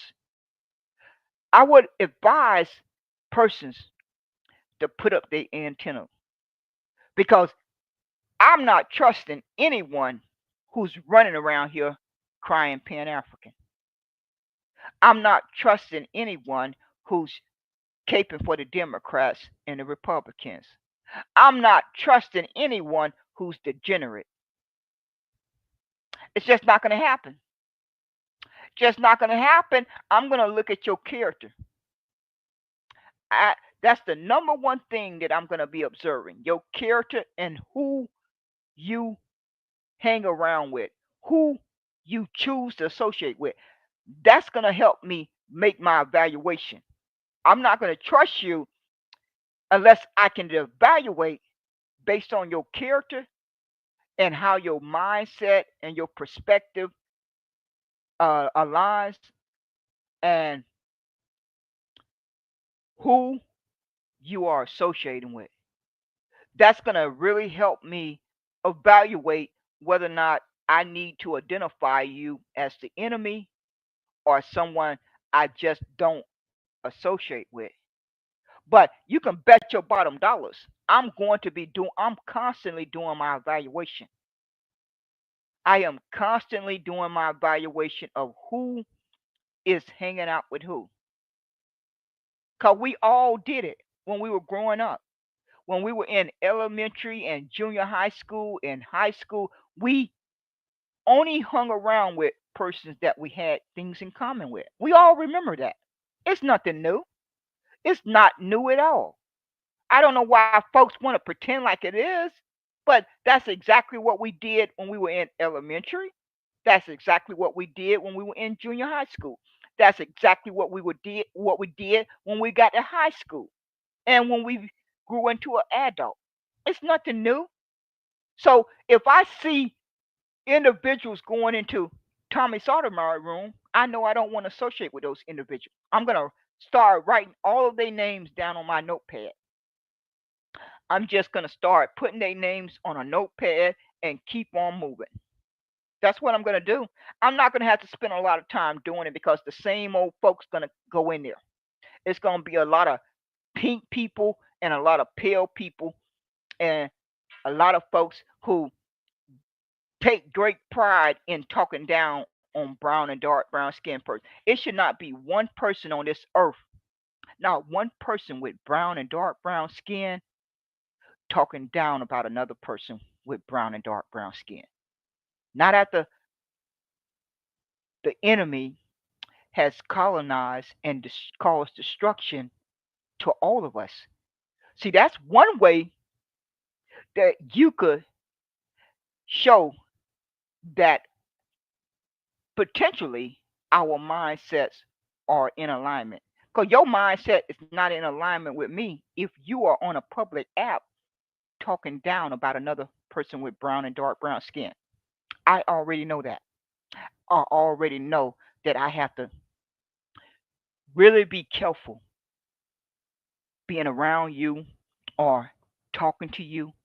So, Tommy Sotomayor and cultivating and re up and Damon Jones and wartime and Javon and AntiSocialite and John Brown and the great debater and Corey Brooks and so many. I could I got so many of your names on my notepad already. I just run out of I had to start on a whole new notepad because I be putting so many names on that notepad. I be having to start a whole new one. Yes, I do. But the bottom line is simple. The bottom line is simple. That brown and dark brown skinned persons should all gather their numbers. Persons who get along with each other should gather their numbers.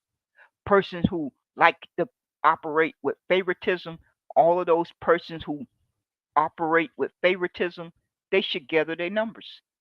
All those persons who like to be popular, they need to gather their numbers. All the folks who like to be fake, they need to gather their numbers. All the folks who like to be Pan African, they need to gather their numbers. All those folks who like to disrespect folks and call them African American, they need to gather their numbers. And all persons who think like me, who identify as Negro, all Negroes need to gather together. So that's what I want you folks to know. That's the real purpose of my broadcast. Click on my profile. And if you want together, if you want to add your number to my network, then send me a DM and I will send you the direct link. But if you look at my Twitter timeline, you're going to see quite a bit of posts that you click on it and you can join the networks that I have on minds.com. I have over 60 networks over there. They've been there for well over a year and a half. I set them up in 2023. They've been there since 2023. So if you want to join one of those networks and you are a Negro, I welcome you to join them. I welcome you to join them because I am fighting for the Negro ancestors' history. That's what my main purpose is to fight for the Negro ancestors' history on this landmass that Donald Trump and the Republicans and the Democrats and the white nationals and the megas are trying to erase. That's my concern. That's one of my number one priorities is to fight for that and to gather that number count so we can figure out how to apply enough pressure to America to force America to recognize the Negro ancestors' contribution and sacrifice and achievement on this landmass. Right now, that's hanging in the balance. Donald Trump is doing everything in his power to erase that. That's what Donald Trump has done in his first 60 days is to try to erase that history up until 1965. They're not concerned with the history that happened after 1965. They only concerned with what happened before 1965. So send me a message if you would like to join one of my networks. Then send me a DM and I'll send you a direct link. Just let me know your state that you live in. And if you want to join the Negro or the other, I have a business directory over there. I have a marketing network over there. I have one that just for gathering your number count. Uh, I have my Who Did You Boycott network over there. I have so many, I can't name them all. But I have one set up for each state. So that's 50 by itself. And then I have so many other ones. So I just make them when I if I think about something. Oh, I have the one for the Negro Ancestor Independent Party because there should not be not one person with brown or dark brown skin champion the Republicans and the Democrats. The only thing that each one of us should be doing is sending them a clear message that we are gathering our number count and we are threatening them. We will threaten them with that number count if they don't start passing policies and legislation that's put us as a priority. If they cannot do that, they should suffer consequences. They should suffer consequences, and that should be understood. That's the only thing that we need to explain to them. Every day that we get up, I'm gathering my number count so I can threaten you. And if that don't do the job, then activate a boycott. It should be a constant threat of a boycott. Every time they dish out injustice, we should already have the numbers in place to activate a boycott. That should always be in place. We should already know our own number count. We should have our own database so that we don't have to listen to the stats that they put out. Because America told the whole world that the police and the government and folks have already been infiltrated by the KKK and the Nazi.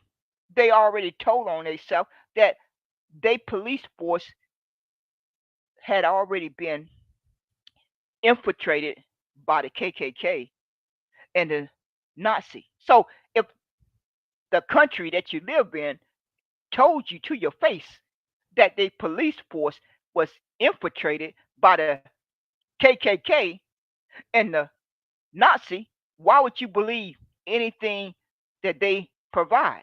Why would you trust any source of information that they put out? Why would you do that? What would tell you to trust that? Why would you get on a public app and brag about 91% of black on black crime when your enemy provided the source? Why would you do that? Unless you want to volunteer to crucify yourself and your community. Unless you want to deliberately volunteer to crucify your own community and your own self. Because you certainly know already that the information they provide cannot be trusted. That should be no confusion there. But folks want to run around and brag about the enemy giving them stats. Oh, 91% of black on black crime and 53% this and this and that. No, there's no reason under the sun why we cannot build our own database and do our own survey of our own community and track what is happening in our own community. What is hard about that? All of us live in that community as a collective, and we are going to be able to hear about most of what goes on in our community, and we can gather our own data so you don't have to depend on the enemy's data or stats. Don't that make more sense? But that would be asking too much. So folks want to run around and use their enemies' stats and data to crucify their own self. That's how pitiful it is. So that's it for me, folks. I'm going to continue to preach the boycott. I'm going to continue to preach the boycott. Anyone that want to support the boycott, please contact me. That's the best that I can do. That's the best that I can do because ain't nothing going to change unless folks decide to boycott. Ain't nothing going to change. It's going to continue to get worse. Folks going to continue to wake up day after day and cry. They're going to continue to wake up day after day and talk. But the enemy are not concerned about you talking. The enemy is not concerned about you complaining. The enemy do not concern themselves with you crying about the mistreatment and the murder and the locking us up in prison like animals. And now we're being starved to death and we're being evicted. So folks can't even provide for their food, shelter, and clothing anymore. It don't got so bad that folks cannot even have the ability to provide food and shelter and clothing. You know it can't get any more worse than that. It has hit rock bottom. It has hit rock bottom, and folks still waking up day after day and making money for the enemy. It is bizarre. It is downright bizarre. But for folks gonna have to make a decision. They're gonna have to make a decision. They're gonna have to decide if they're gonna find a backbone and the motivation to dish out consequences, or they can keep taking what America is dishing out, laying down. They're gonna have to make a choice. They can keep on waking up day after day and getting on a public app and curse each other out and call each other all these different names. That's not hurting the enemy. That's not hurting the enemy. But I'm more concerned about the plants and the psyops. Who have they planted? Who are the psyops? That's my top concern because I can just go into the anonymous listening section and I can almost detect quite a bit of you. Because, like I told you folks, my MOS in the military was telecommunication. It was telecommunication, which involves gathering intel. That's was the career that I had in the military. So I have an antenna to always be up. When I got out the military, they had to debrief me. I am still under debrief. So When I go into those anonymous listening section, I can just sit there and almost detect that some of you are more than likely being paid behind the scene, that you are collecting a bag of money from the enemy. I don't have all the evidence, but just certain words that come out of your mouth tell everything I need to know. Just certain words that you use, it tells me all I need to know. A lot of you are telling on yourself.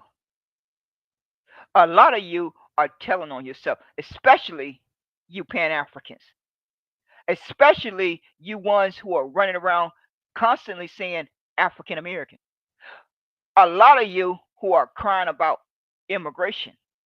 A lot of you who are crying about Kamala Harris being black. You never know what is going to expose you.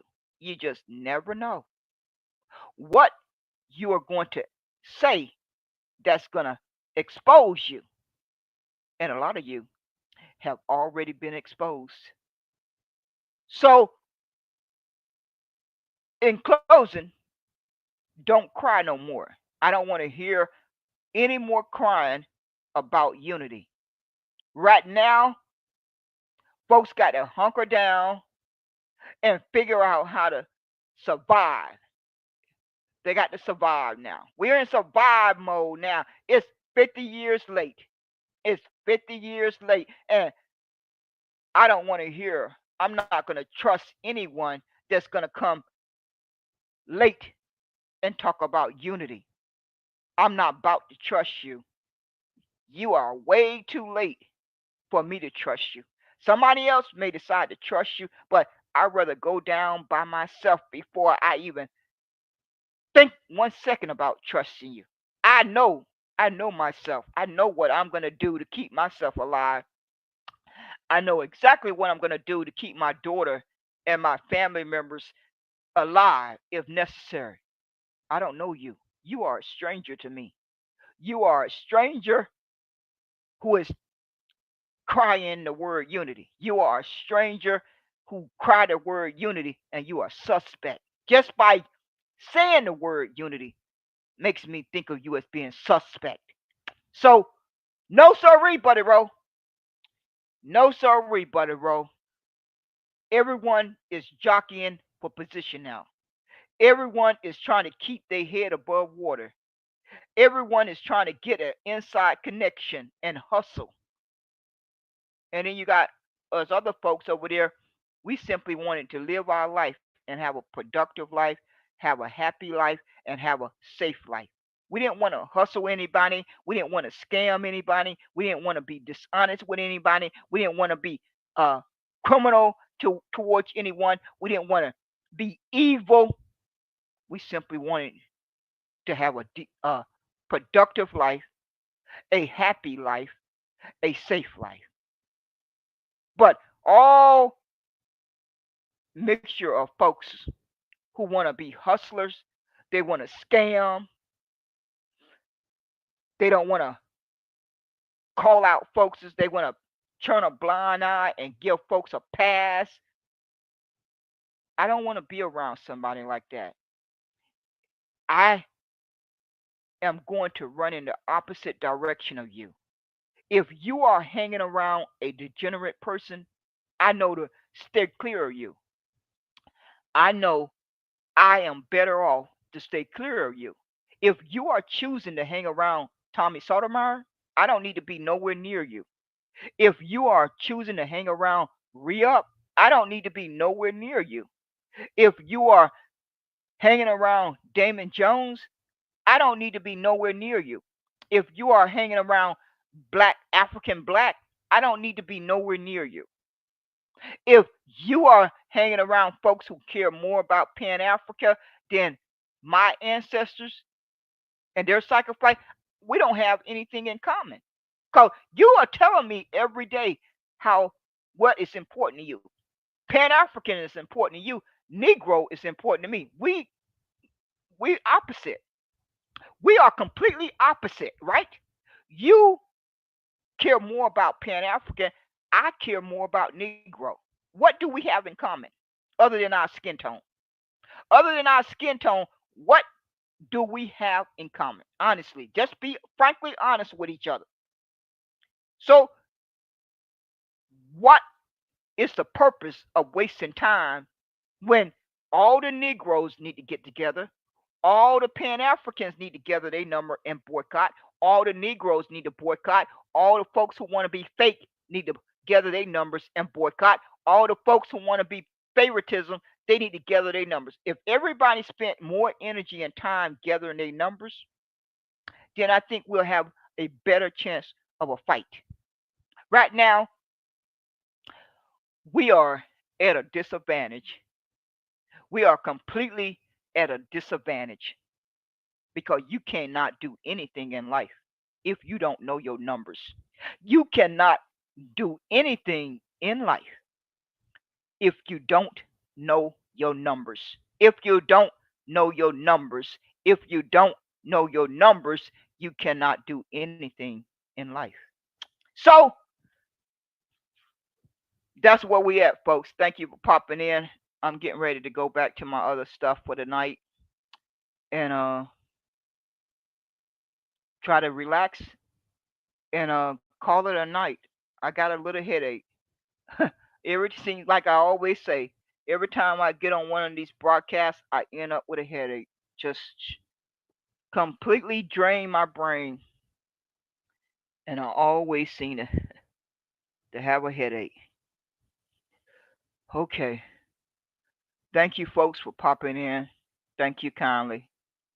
Stay alert at all times. Stay alert. Look out for one another. Put as much safety and protection around you at all times. I hope and pray that you are safe and out of harm's way. I trust that the Heavenly Father will look after each one of us and we will live out our days the way it's meant to be. Thank you again and take care.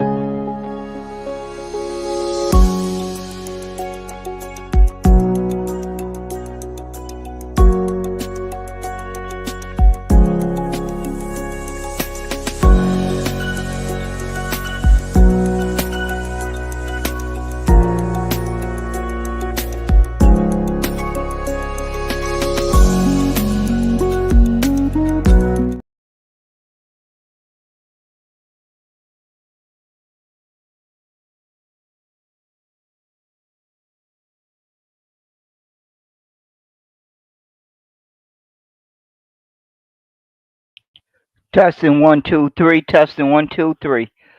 This is Who Did You Boycott today? I thought I was kind of like getting ready to turn in for the night, but I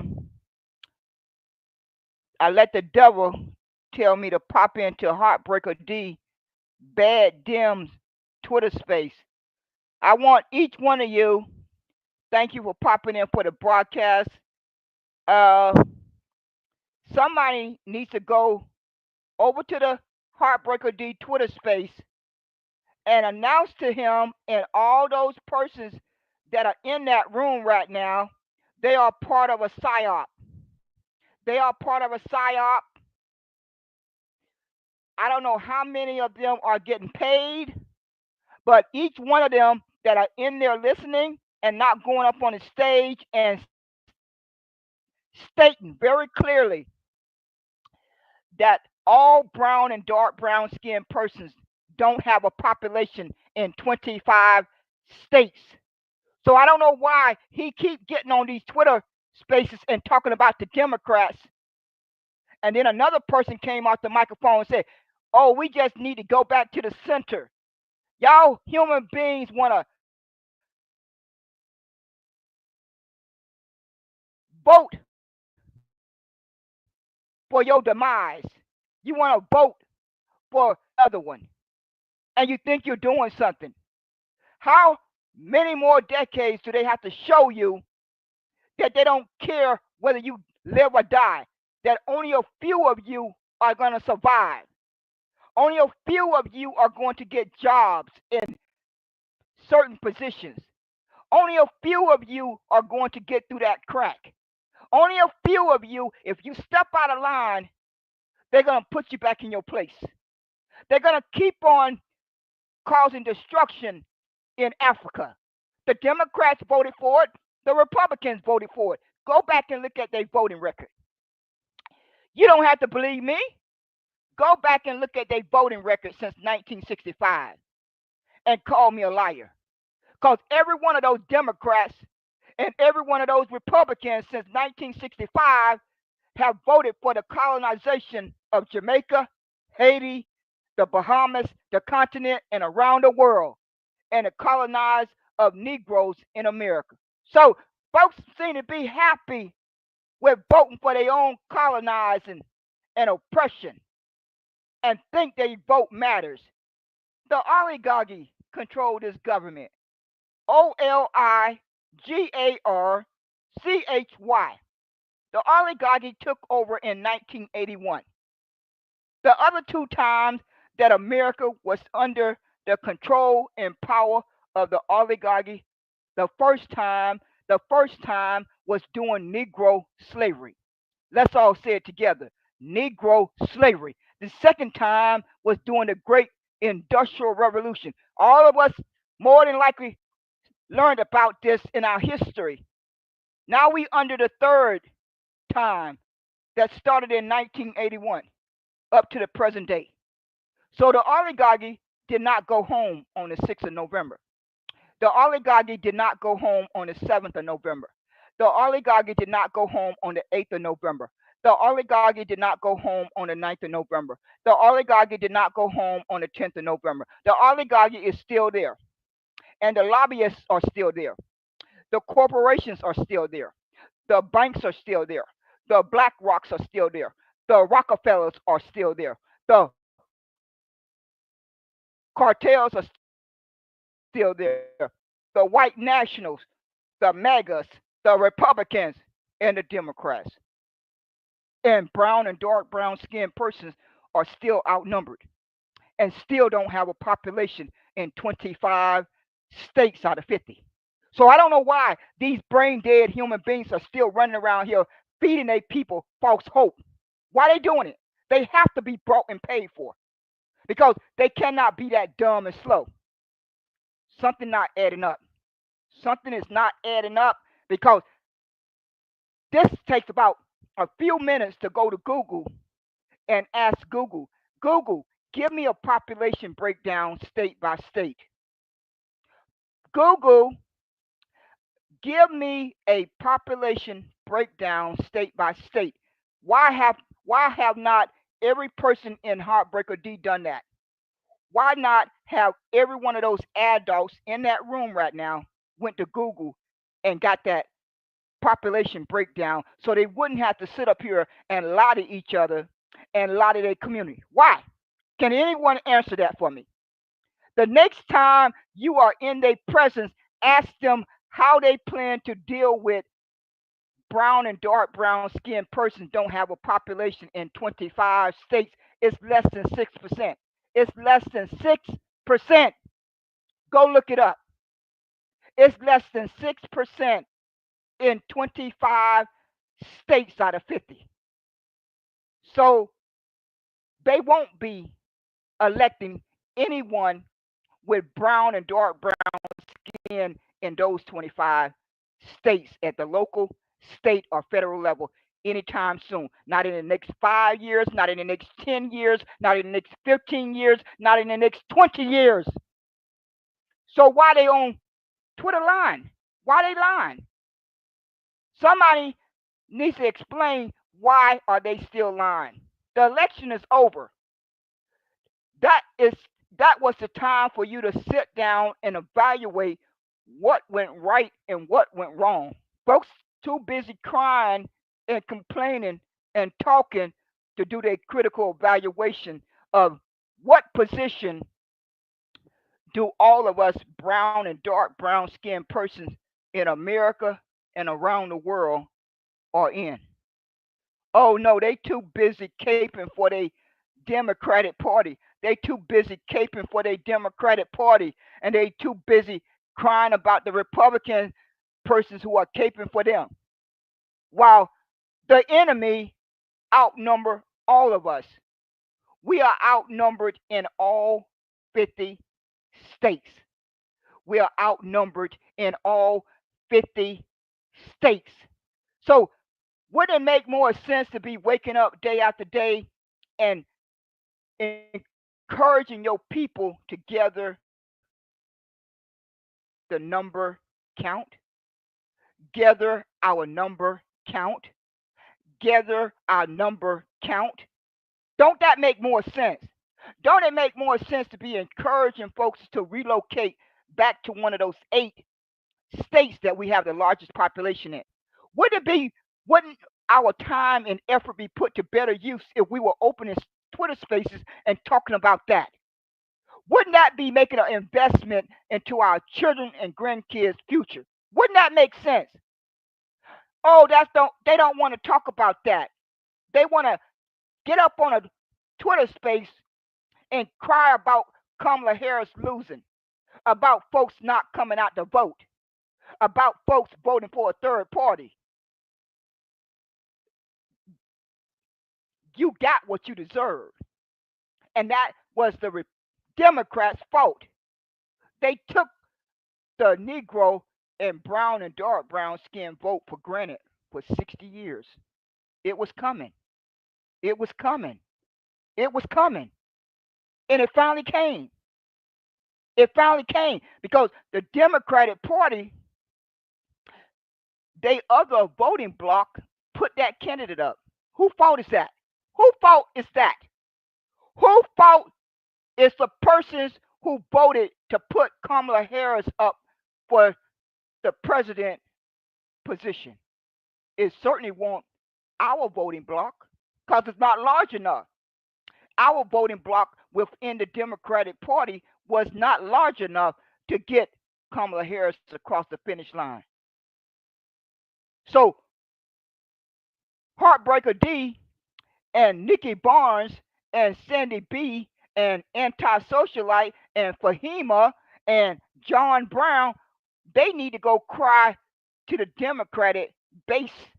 They need to sit down at the table and cry to the Democrats because it's the Democrats' fault they put Kamala Harris up. They should have ran a general election. They should have ran a general election and let the people decide who they wanted to vote for in all 50 states. They didn't want to do that. They wanted to do it the unfair way. So they got what they deserve. When you cheat, and do things underhanded, it's bound to backfire on you. And it backfired. It backfired. It backfired. The sorry lady couldn't even win before. She couldn't win before.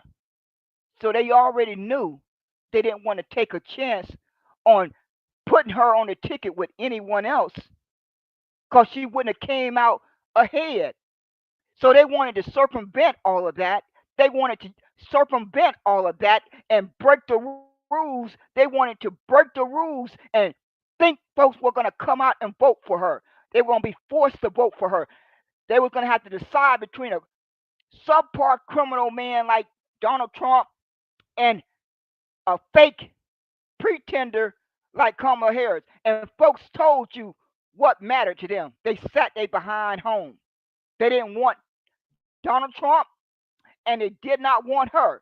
They did not want Donald Trump and they did not want Kamala Harris because non voters outnumbered the voters. The no voters outnumbered the voters. The no voters outnumbered the voters. So they told you loud and clear how they felt. They told the Republicans how they felt. They told the Democrats how they felt. They sat they behind home. They sat they behind home because they clearly understand that the oligarchy control this government.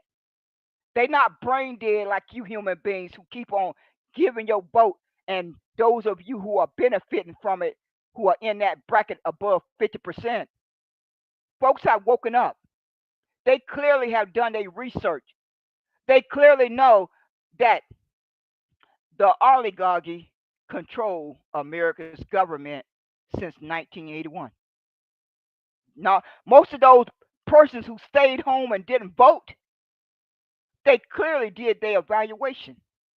They clearly calculated my my vote don't matter. I'm just going through the motion. The oligarchy control this government. The lobbyists control this government. The corporations control this government. The banks control this government. The Black Rocks control this government. The Rockefellers control this government. The cartels control this government. Where is the little voter? Where is the little voter? The little voter is an afterthought. Each one of us are an afterthought. They just need us to go through the motion to make it look good. They already have handpicked who they want to win. They already have handpicked who they want to win. They don't care about our vote. If they cared about our vote, then we would get a chance to vote when they decide to go to war. If they really cared about our vote, they would give us a chance to vote whenever America want to decide to go to war. If they really cared about our vote, that's a vote about somebody putting their life on the line for life or death. Someone is going off to put their life on the line for life or death. If they really cared about our vote, with the technology they have today, we should have a right to voice our opinion. We should have a chance to vote when someone has to go to war and put their life on the line. That should be one time that we get a chance to vote and give our input. But once again, you got clear proof of a corrupt government. You got clear proof of a corrupt government that don't care about sending men and women off to die. They don't give a second thought to sending men and women off to die. While at the same time, they are murdering human beings in America and around the world. They are murdering human beings, innocent human beings in America and around the world. There are somebody starving. Somebody starved to death in the past week. Someone some family, some person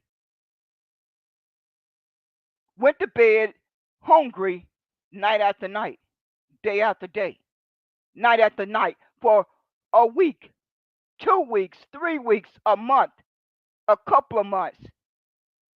They went to bed hungry. So many are homeless. So many are homeless. And these sorry human beings, all they can do is get on an app and talk and complain and cry. When all they simply have to do is gather their number count. And then your enemy is going to pay attention to you until you can show them 1 million, excuse me, 5 million, or 10 million number count. They're not going to pay you no mind. I don't care how much money you donate. I don't care how much money you donate. I don't care how much you campaign. I don't care how many emails you send to representatives. I don't care how many times you call your representative. The Republicans or the Democrats don't pay Negroes and brown and dark brown skinned human beings any mind because they clearly know you don't know your numbers. If you don't know your numbers, they don't have to listen to you, don't they? Don't that make sense? Can't anyone answer that question? If your opponent know that you are going against them and you don't know your numbers and they do know their numbers, who are going to have the advantage? Who is going to have the advantage? The persons who took the time to know their numbers and know their number count, they're going to have the advantage over the human beings who don't know their numbers. They just flying willy nilly. They just flying willy nilly, willy nilly. Let's go willy nilly. That's what they're doing. Everyone is running around here with a chicken with their neck cut off. They're running around with a chicken with their neck cut off. I'm gonna say to you folks, gather your pennies and nickels and dimes and quarters and put them in a cookie jar. Don't listen to these persons. If they're not telling you that they are investing every bit of time to gather their numbers count, don't listen to them.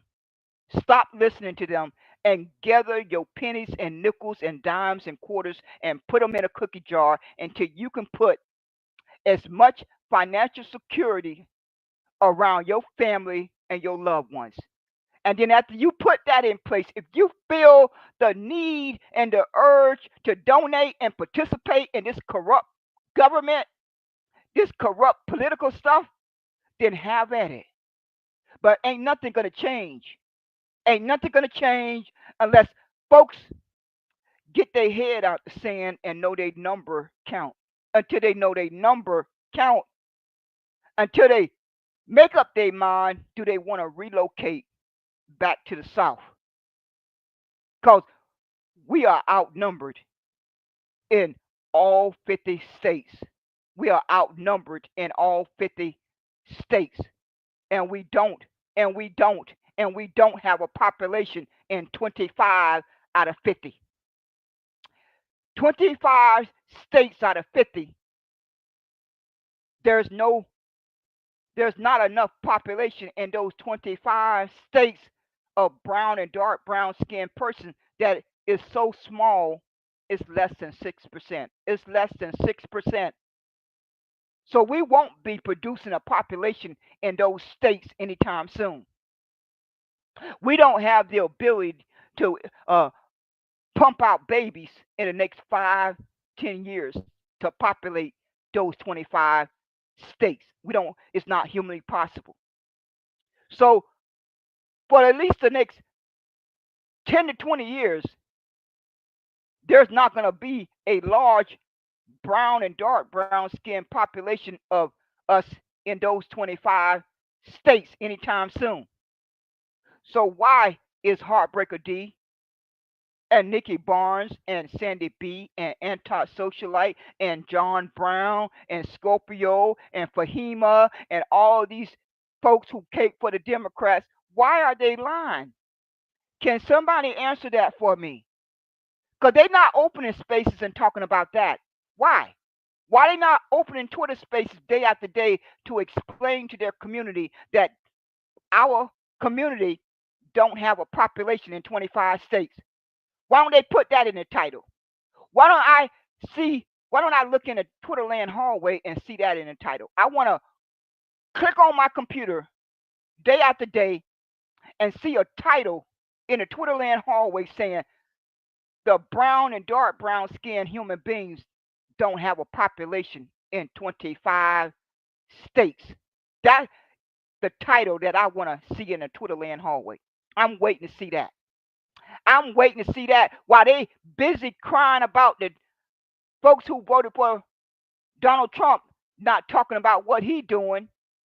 Well, why are the Democrat folks who love the Democrats not explaining to their community that brown and dark brown skinned human beings don't have a population in 25 states?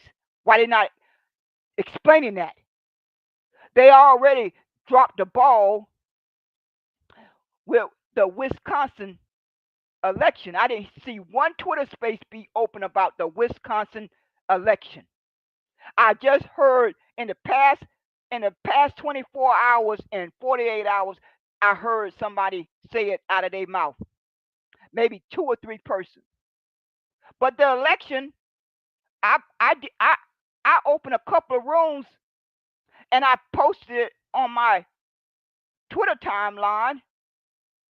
And why wasn't Heartbreaker D and Nikki Barnes and Sandy B and the bad Dems, why they didn't open a room and talk about that election out there in Wisconsin?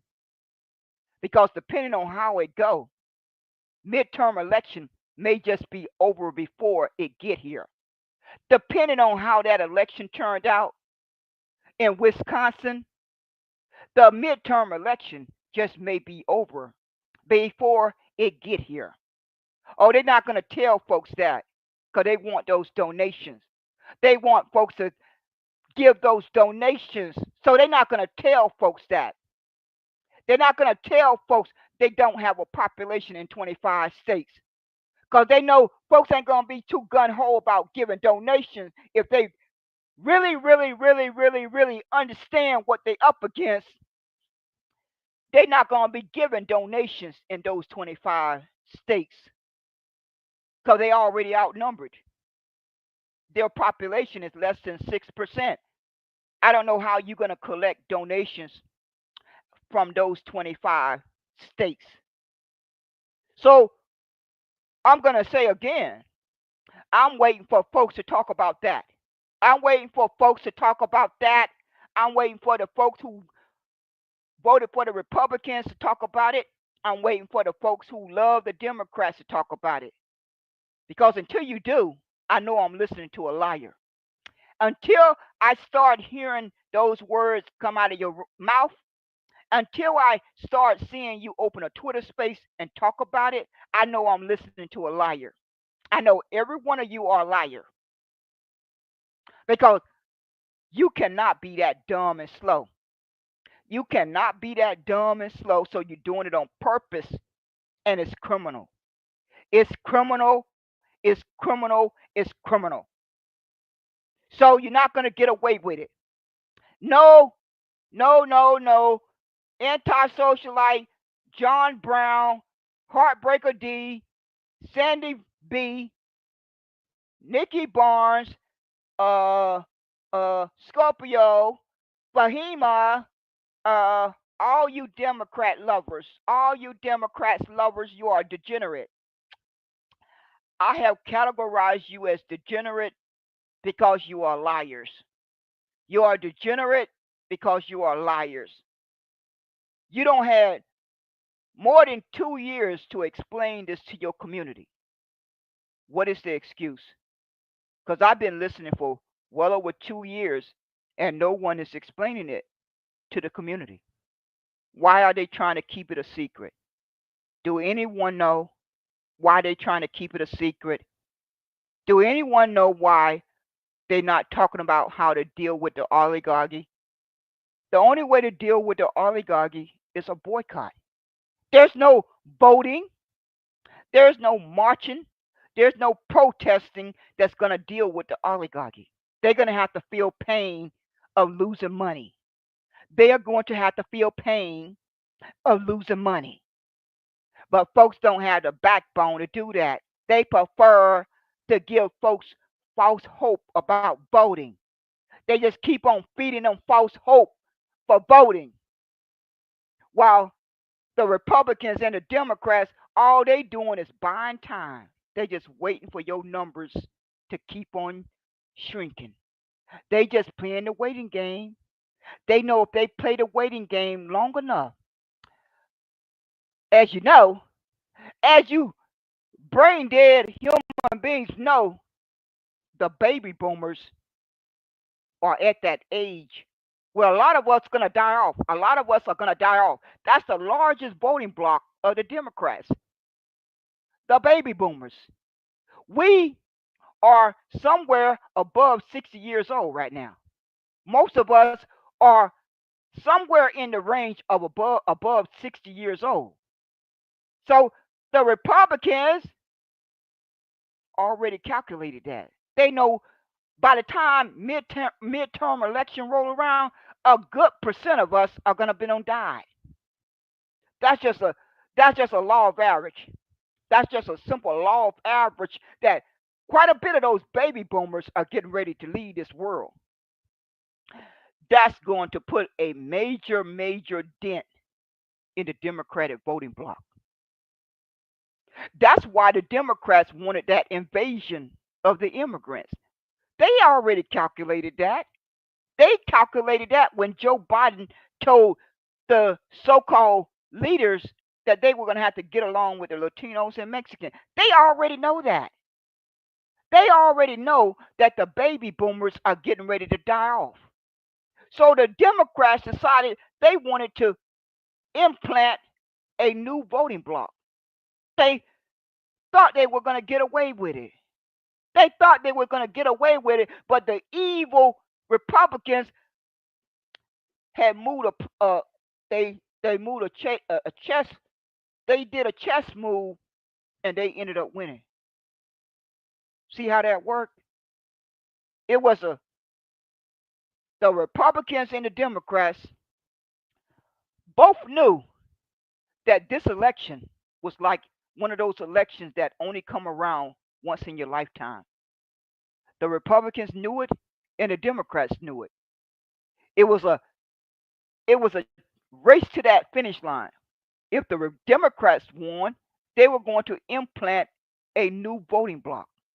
They were going to implant a new voting bloc with the invaders. They knew that. They knew they had to do something because they were getting ready to lose their most dependable voting bloc, the baby boomers. They knew that. They knew they had to start doing something to replace that loss. Well, the Republicans also knew that. They also knew it. So they said, we got to get our ground game. We got to get out there on the ground and we got to get those racist, discriminating human beings motivated to come out to vote. And they got enough of them motivated to come out to vote. They got enough of them motivated enough to come out to vote because they have this deep sickness of racism and discrimination that they couldn't wait to come vote. While the Democratic Party had already calculated they wanted the Latinos and the Mexicans and these other nationalities to replace the baby boomers voting bloc. They already know they're going to lose that voting bloc in the next 5 to 10 years. In the next 5 to 10 years, it's going to reduce. Most of those seniors like myself, most of us going to either die a natural death or die by some other means. But we leaving here when it's time for us to leave here. We are all leaving here when that time comes. Not one of us can predict it. Not one of us can predict it. But you can bet your bottom dollars the Democrats have already calculated that. That's why they crying so bad. Because they desperately needed a little bit more time. They needed just a little bit more time to get that new voting bloc supplanted. They almost got away with it. They they were very close.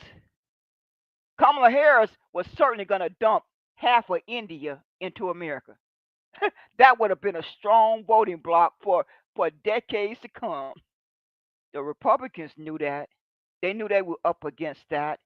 They knew exactly what Kamala Harris was going to do. Go back and look at Joe Biden and Kamala Harris 4 years in the White House and get the number count of how many folks from India got approved for visas. You ain't got to take my word for it.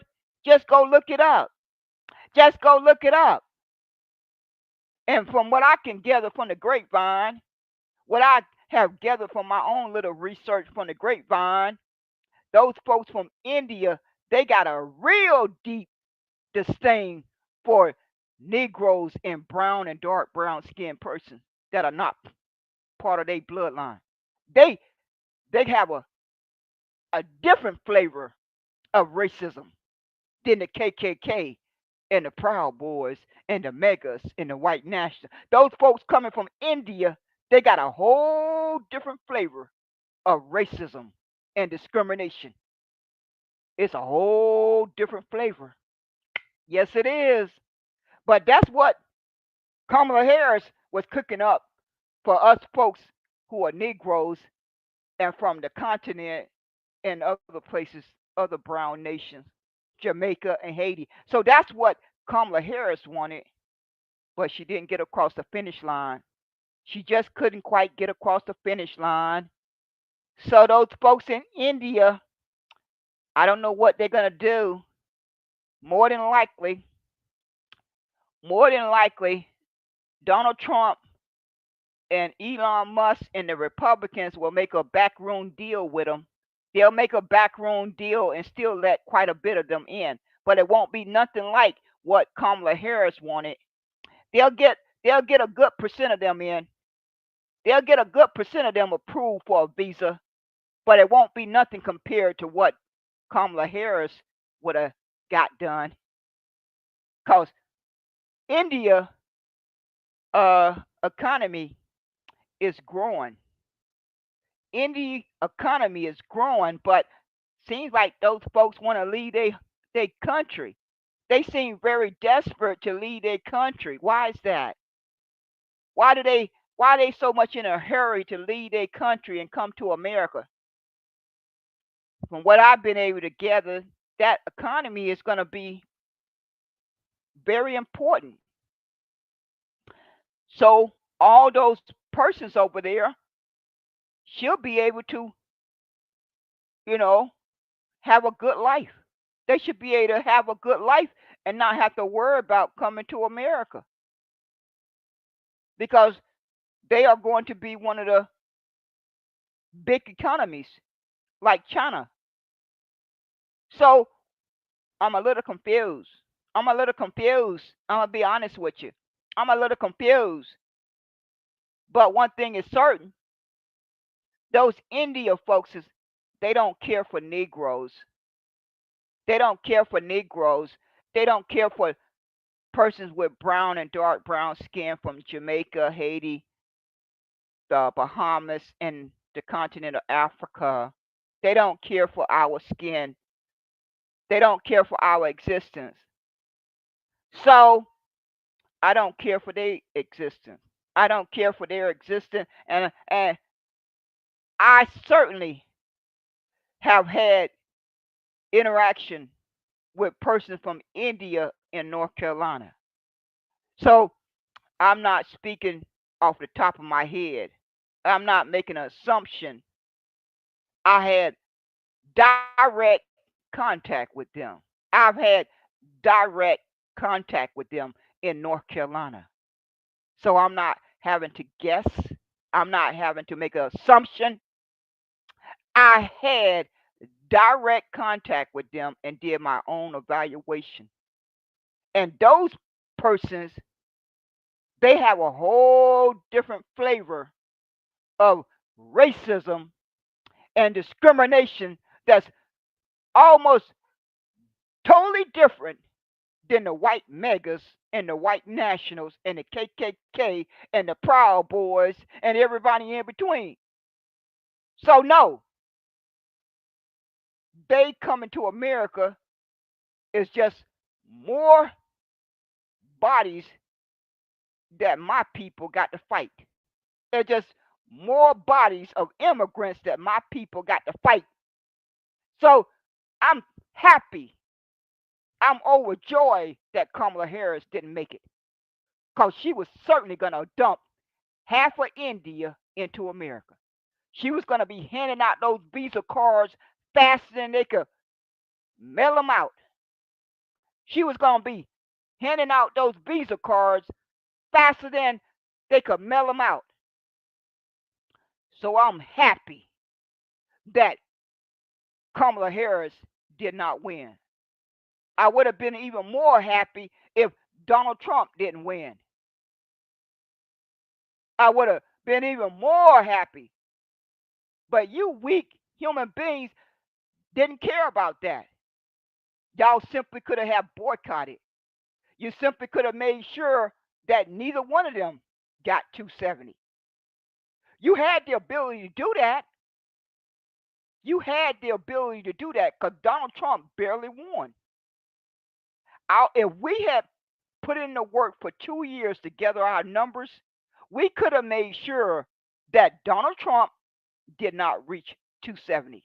We could have made sure that Kamala Harris did not reach 270, and that could have brought us some more time. It may not have been the perfect thing, but it would have brought us some more time. It would have brought us some more time, or they would have had to figure that one out. They would have had to figure out what happens when neither side get 270. What happens? But once again, you folks were too gun ho to vote for your slave masters, so you just went willingly to vote for your slave master. You didn't. You didn't. You thought you were going to get a different outcome if Donald Trump won or Kamala Harris won. No, you still was going to get a dose of slave master oppression. You still was going to get a full dose of oppression. You still was going to get a full dose of genocide. You still was going to get a full dose of prisoner pipeline. You still was going to get a full dose of mistreatment. You still was going to get a full dose of racism. You still was going to get a full dose of discrimination. You still was going to get a full dose of whew, daily mistreatment. When you simply had to do was gather your number count. All you had to do was send your enemy a clear message that you were gathering your number count. That would have put enough fear in their heart to buy you a little bit of time. Even that. But you didn't even do that. You wasted 2 years telling your enemy, I'm looking forward to voting for you. Republicans, I'm looking forward to voting for you.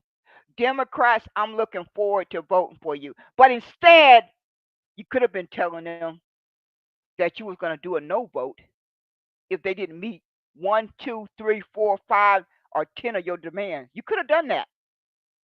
And the outcome could have been 50-50. It could have went either way. You at least could have done it. You at least could have made the 10 demands, even if you failed. You at least could have made them. But you didn't even do that. You just gave your vote away because you wanted your little candidate to get across the finish line. You wanted your little candidate to get across the finish line, and your enemy know as long as you thinking about your own Self, as long as you thinking about your own self and not the collective, they're gonna win every time. It's no, it's a waste of time to do these elections. At least for the brown and dark brown skin folks. Now, for all the folks who don't fall into the brown and dark brown skin population, oh, voting matters to them. It matters to them. But for those of us who have brown and dark brown skin, it don't matter. They don't care about us. They they use our little vote to help tilt the balance in their favor. It's just all they look at those little numbers as tilting the balance in their favor. If they can get 100 extra votes or they can get 1,000 extra votes, oh, they happy. But you don't matter after that. All you doing is tilting the balance in their favor, one way or the other. You may help them get a extra 10 votes. You may help them get an extra 50 votes. You may help them get an extra 500 votes. But other than that, that's the best that our little vote count. Other than that, it don't matter a whole lot. It don't matter a whole lot. And that's okay to admit that to yourself. It's okay to admit it.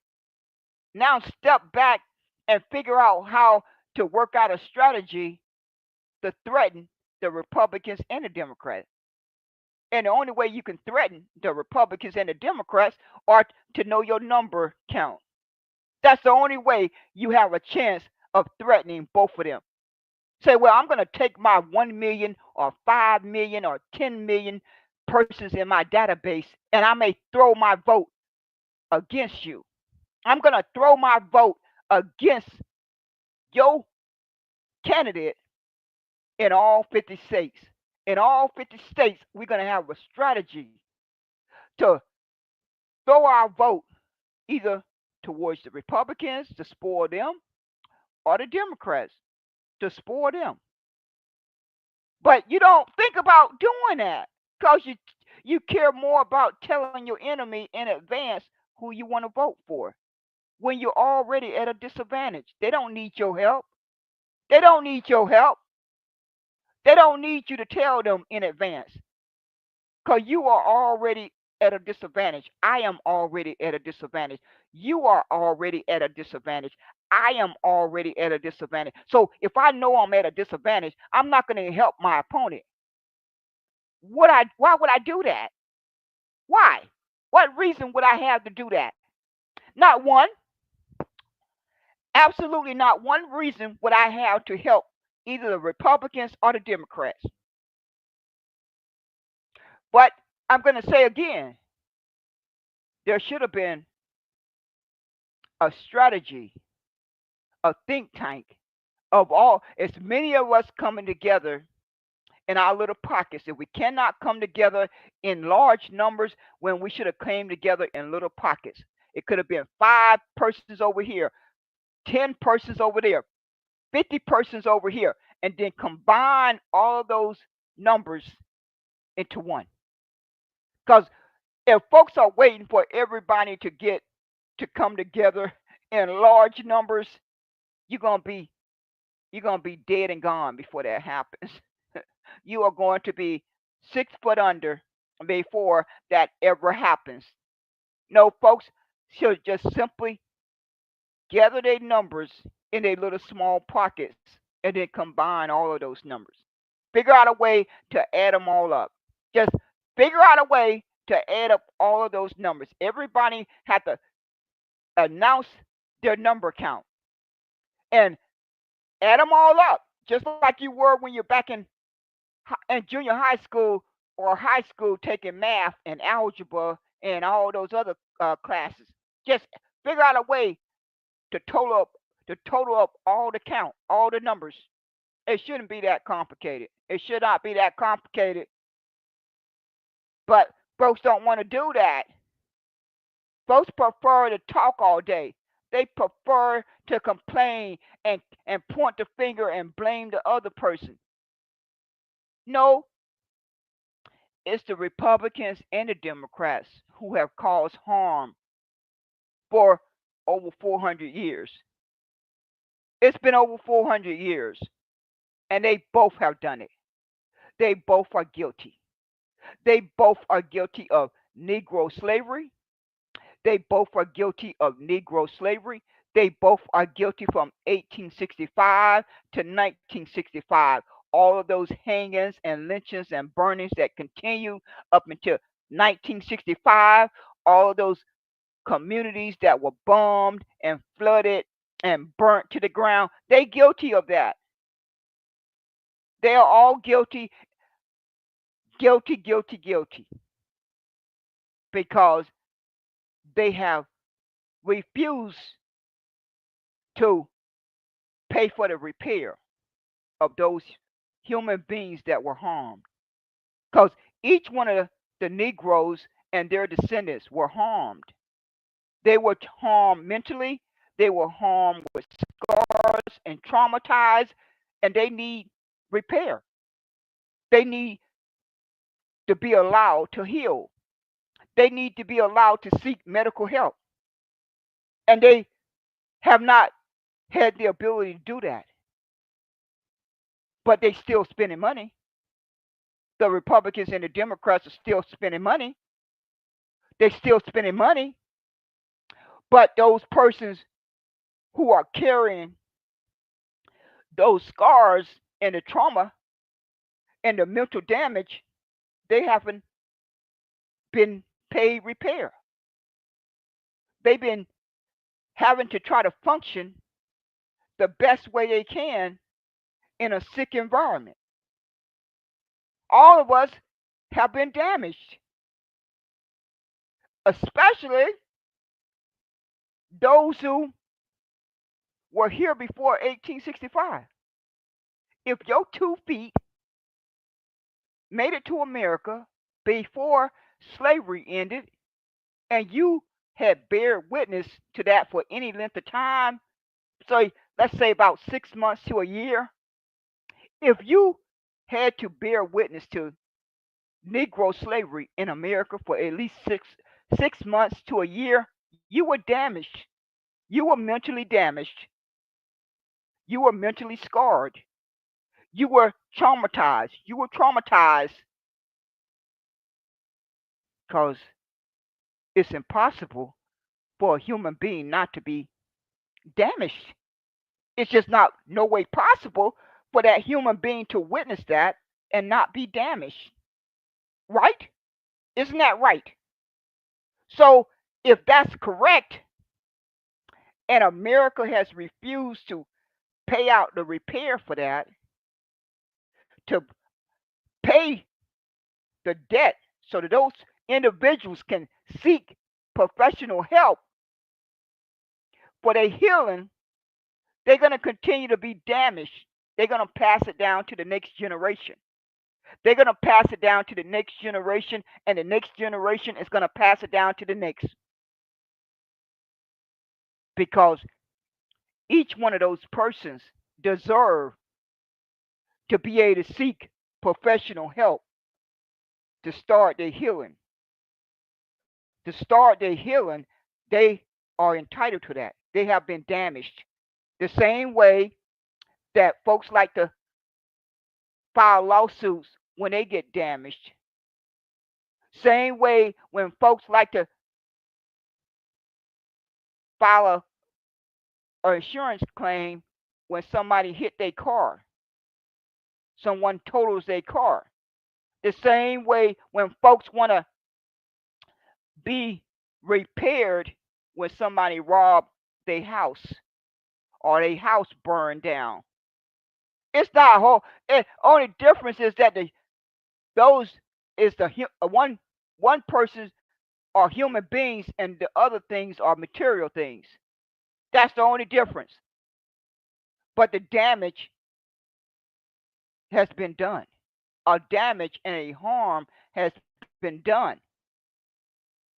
So those persons deserve to be repaired. They deserve to be repaired. And until America do that, they got blood on their hands. Until they do that, those persons are victims. Until they do that, they are victims. Can anyone deny that? Can anyone deny that? Because that's the absolute truth. That's the whole cold truth, that those persons have been damaged and they are a victim. They are going to be a victim until they die. There's no getting around that. There's no getting around the fact that those persons that descend from Negroes, those persons who were walking around free, those persons who were Native Americans and American Indian, they were harmed. They were terrorized. They lived in a hostile environment. They were living under the terror of being hung every day. Every day. They were being threatened to be hung to death every single day. They were being threatened to be lynched to death every single day.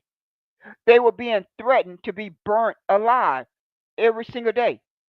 They were being threatened to be murdered every single day. So don't you think that's going to traumatize somebody? Don't you think a human being is going to be traumatized by that? Of course they are. Of course they are. But the Democrats didn't make that a priority. The Republicans did not make that a priority. The Democrats did not make it a priority. The Republicans did not make it a priority.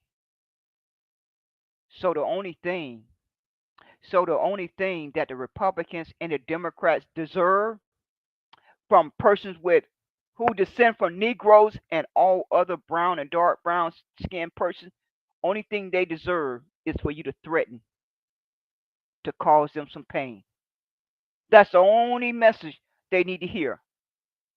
That I am going to send you a very, very clear message. I'm going to threaten to use my collective power to cause you some pain.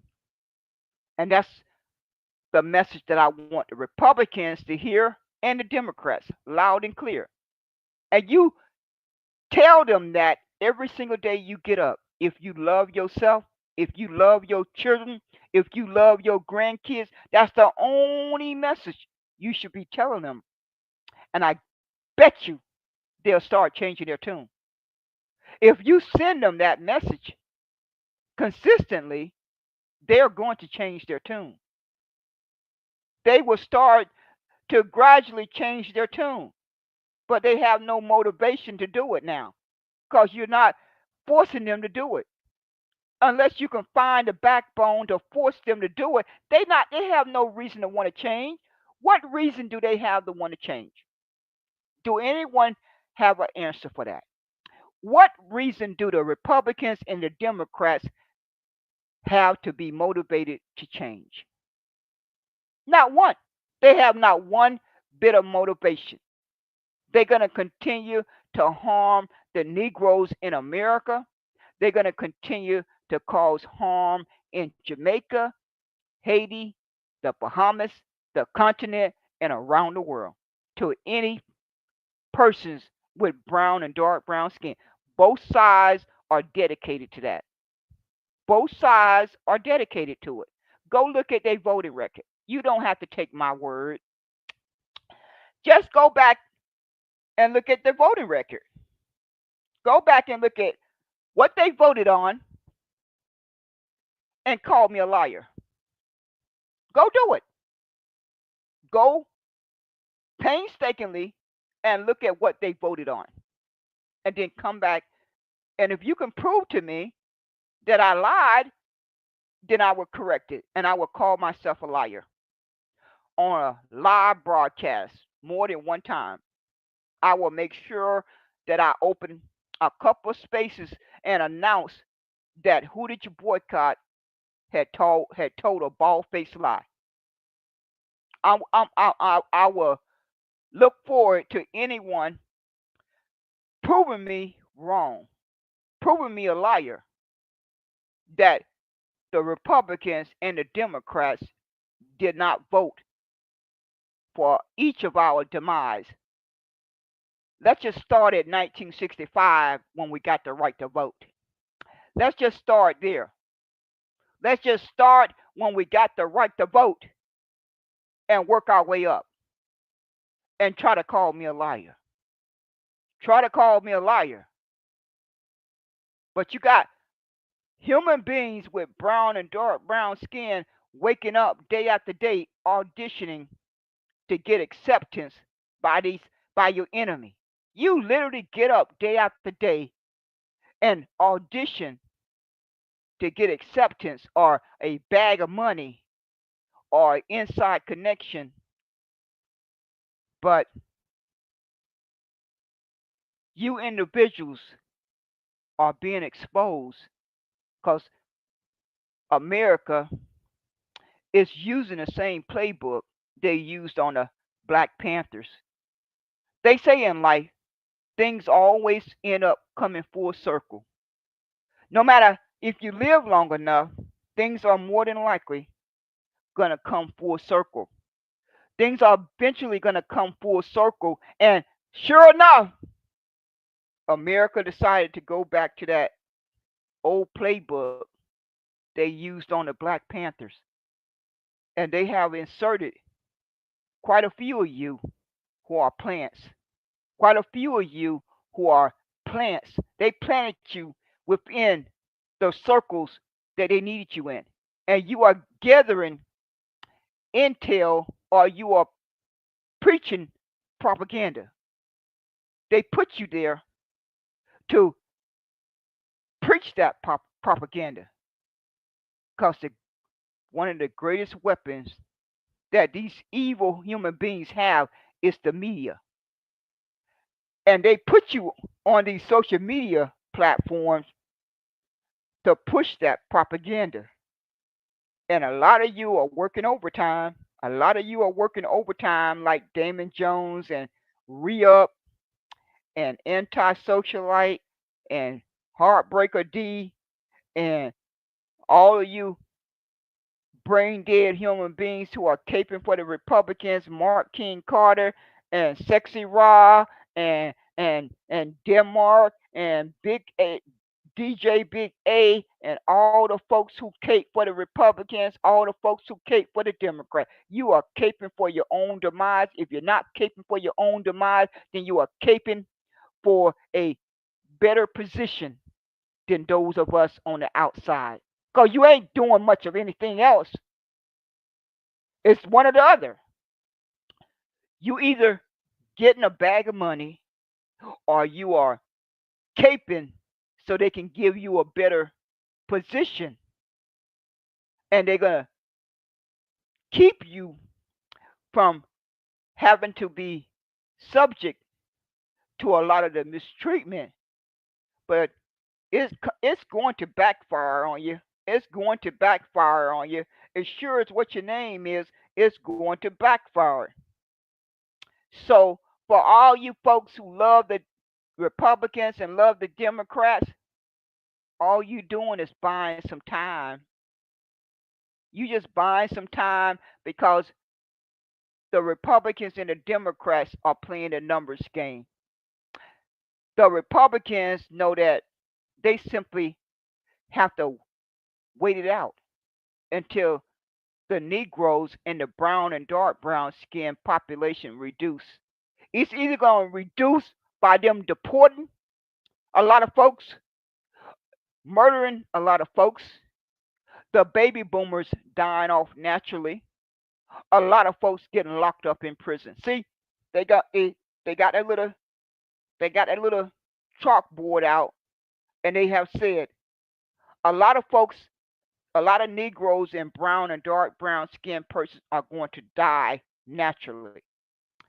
That's going to reduce the numbers. Because right now they keep on trying to claim that our numbers are at 15%. I think they lying. They want our number, our total population to go below 10%. I think that's what they're working for. Once they are sure that our numbers have dropped below 10%, then they know they're no longer going to have to pay you totally no attention then, because they're going to just, you're going to simply be drowned out. So right now, they just waiting patiently for that number, total percent, to drop below 10%, either by folks dying a natural death, either getting locked up in prison, either getting deported, or what was the other one that I had said? Oh, it don't left me. I completely left it. I lost my train of thought.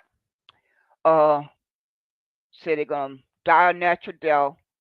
Oh, they're gonna get murdered, and a large percent are gonna continue to get locked up in prison, and a large percent are going to get deported.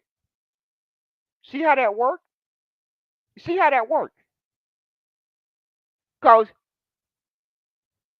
the Democrats would have made sure that immigrants kept coming in large numbers, but they wouldn't have made sure that immigrants from Africa and Jamaica and Haiti would have came in large numbers, but they would have made sure that the India immigrants and the Chinese and all these other nationalities would have came in. Because you don't have to take my word for it.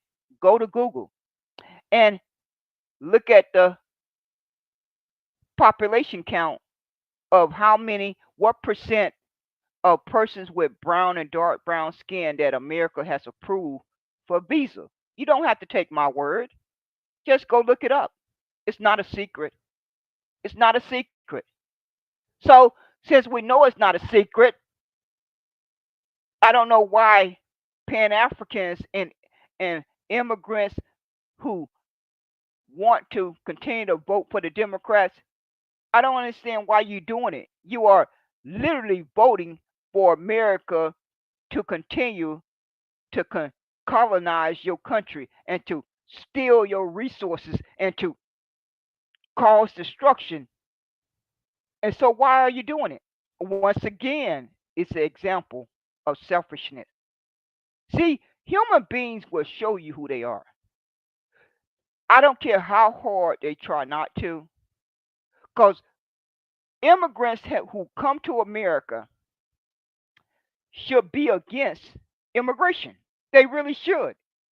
If they really care about their country, if they really, really care about their country, they should come to America and vote against immigration.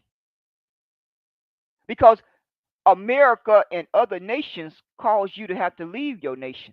Why would you come and want to vote for either party that is causing damage back in your own nation? Why would you do that?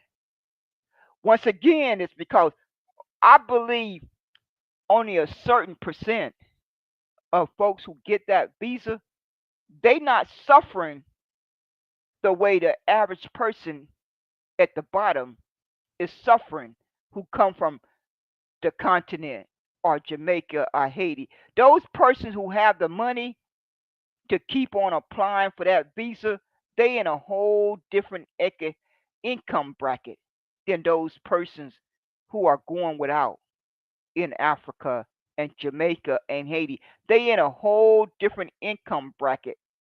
They in that type of income bracket that the oligarchy folks are in America. See how that work? Folks are always gonna care about their own self-interest over the collective. That's why the enemy keep winning. Because there's no other reason for it. Brown and dark brown skinned persons outnumber the race, the human being population on Earth.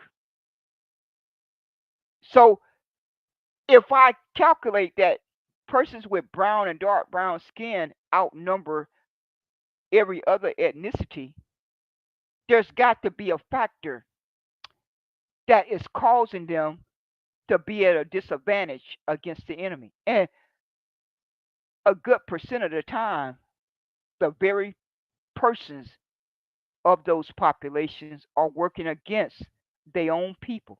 They are literally working against their own people for their own self benefit instead of the collective. Because there's no excuse that once you do the research and discover that persons with brown and dark brown skin outnumber all other populations on the earth, there's got to be a reason why brown and dark brown skinned persons around the world are being mistreated and pushed to the bottom when they are outnumbering a lot of folks around the world. So I am convinced that folks are going to continue to put their own self interest above the collective. Folks are going to continue to be fake. They're going to continue to pretend. They're going to continue to sell out. They're going to continue to scam. They're going to continue to hustle. They're going to continue to do whatever it takes for them to position they self and others in a better position. But folks ain't going to keep on getting away with this. God going to take care of all of you. God is going to take care of all of us, and God is tired. God have watched enough suffering. So you don't have very much more time because God is going to take care of this. God has gave human beings enough time to figure this out. God has given all of us enough time to figure this out. Now it has filtered down to the children. When it was in the middle and at the top, God gave us more time to try to figure it out. But now it has filtered down to the children. And so the children are being uh, impacted. So now God is going to take care of it.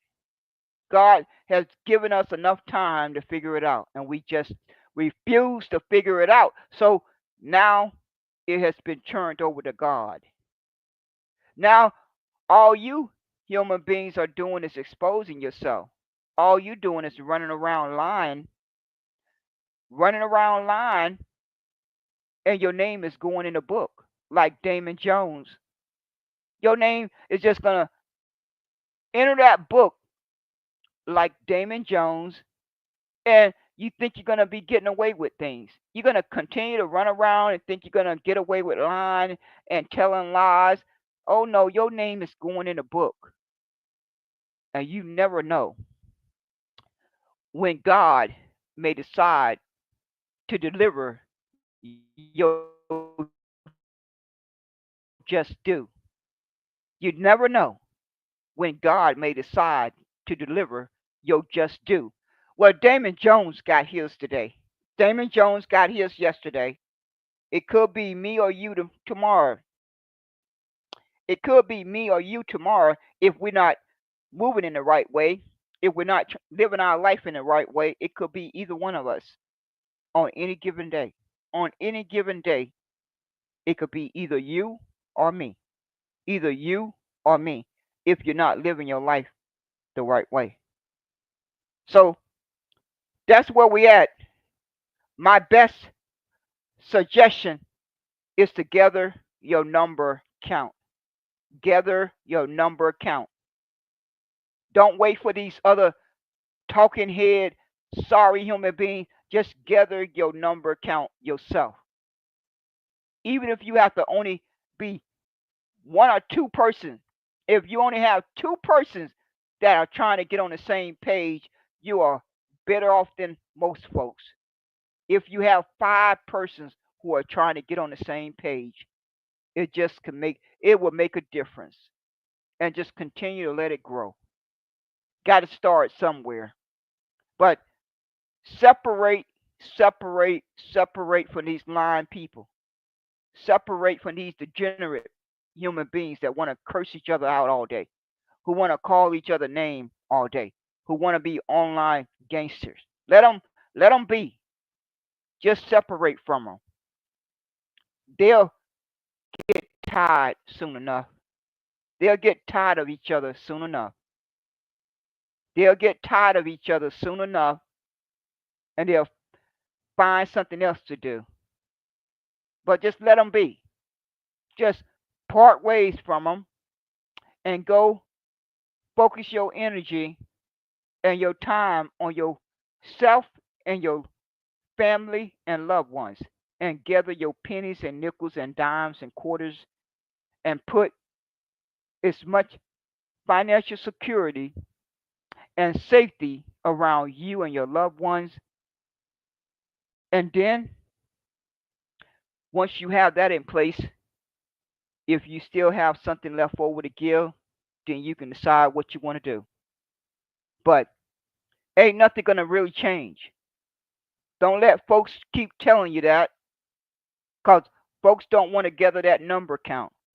They don't want to boycott. They don't want to relocate to the South. Those are the number three things that we could do to really help all of us, and we're not doing it. So if folks are not preaching that, if they're not opening rooms after rooms and talk about gathering their number count, they're lying. If they're not talking about relocating back to the South and taking control of one of these 8 states like Arkansas, Alabama, Mississippi, Georgia, South Carolina, North Carolina, Virginia, and Delaware. I think Maryland and Louisiana are also a large population of brown and dark brown skin. So you may want to research that. But you can you cannot continue to run around and lie when we are outnumbered. There's no excuse for that. That's deliberate suicide. That's volunteer suicide, and I will not be a party to that. I will not be a party to that because that's a lie. So, for those who do want to get the truth, then try your best to relocate to Arkansas, Alabama, Mississippi, Atlanta, South Carolina, North Carolina, Virginia, and Delaware. And also consider Maryland and I think Louisiana. Based on the information in my little green book, I got to update it because I last did my search in May of 2024. So I got to update it very soon here. It's been about a year. I got to find the time to update it. So stop listening to these lying people. Stop listening to these lying people because the Republicans and the Democrats are just buying time. They just buying time and waiting for our numbers to go under 10%. They both are waiting on it. The Republicans are waiting on it for a different reason, and the Democrats are waiting on it for a different reason. But both sides want it. Both sides want it. So anyone that's stepping in front of that microphone and asking you for donation, don't give it to them. Don't give it to them if they cannot show you a number count, if they can't show you a link to click on to be an informed voter, if they cannot send you a link to click on to understand how to vote as a voting block, don't listen to them because they don't care about you one bit.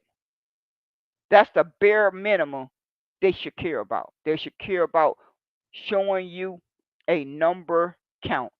They should care about sharing a link that you can click on to stay informed 365 days. You should be able to gather and converse with other voters to get on the same page and understand how to vote as a voting block. Because just voting is just voting for your demise. It serves no purpose if our community don't understand how to vote as a voting block. It's a waste of time. It's a waste of time and it's criminal. And I'm gonna keep on talking about it. Who did you boycott today? It's gonna keep on talking about it because I detest liars. I despise them. I downright despise liars. So with that note, I got to go take some aspirin. I'm going to I'm going to go take me some aspirins. I'm fed up with these sorry people. Thank you folks for popping in. I'm not even going to go through my normal spiel. I'm just going to shut it down and put back on my recording. Thank you folks for popping in. I'm just totally disgusted. I can't even find the right words. So thank you kindly. Have a good night. Hope you have a good start to your day. Stay safe and out of harm's way. Take care, folks. Take care.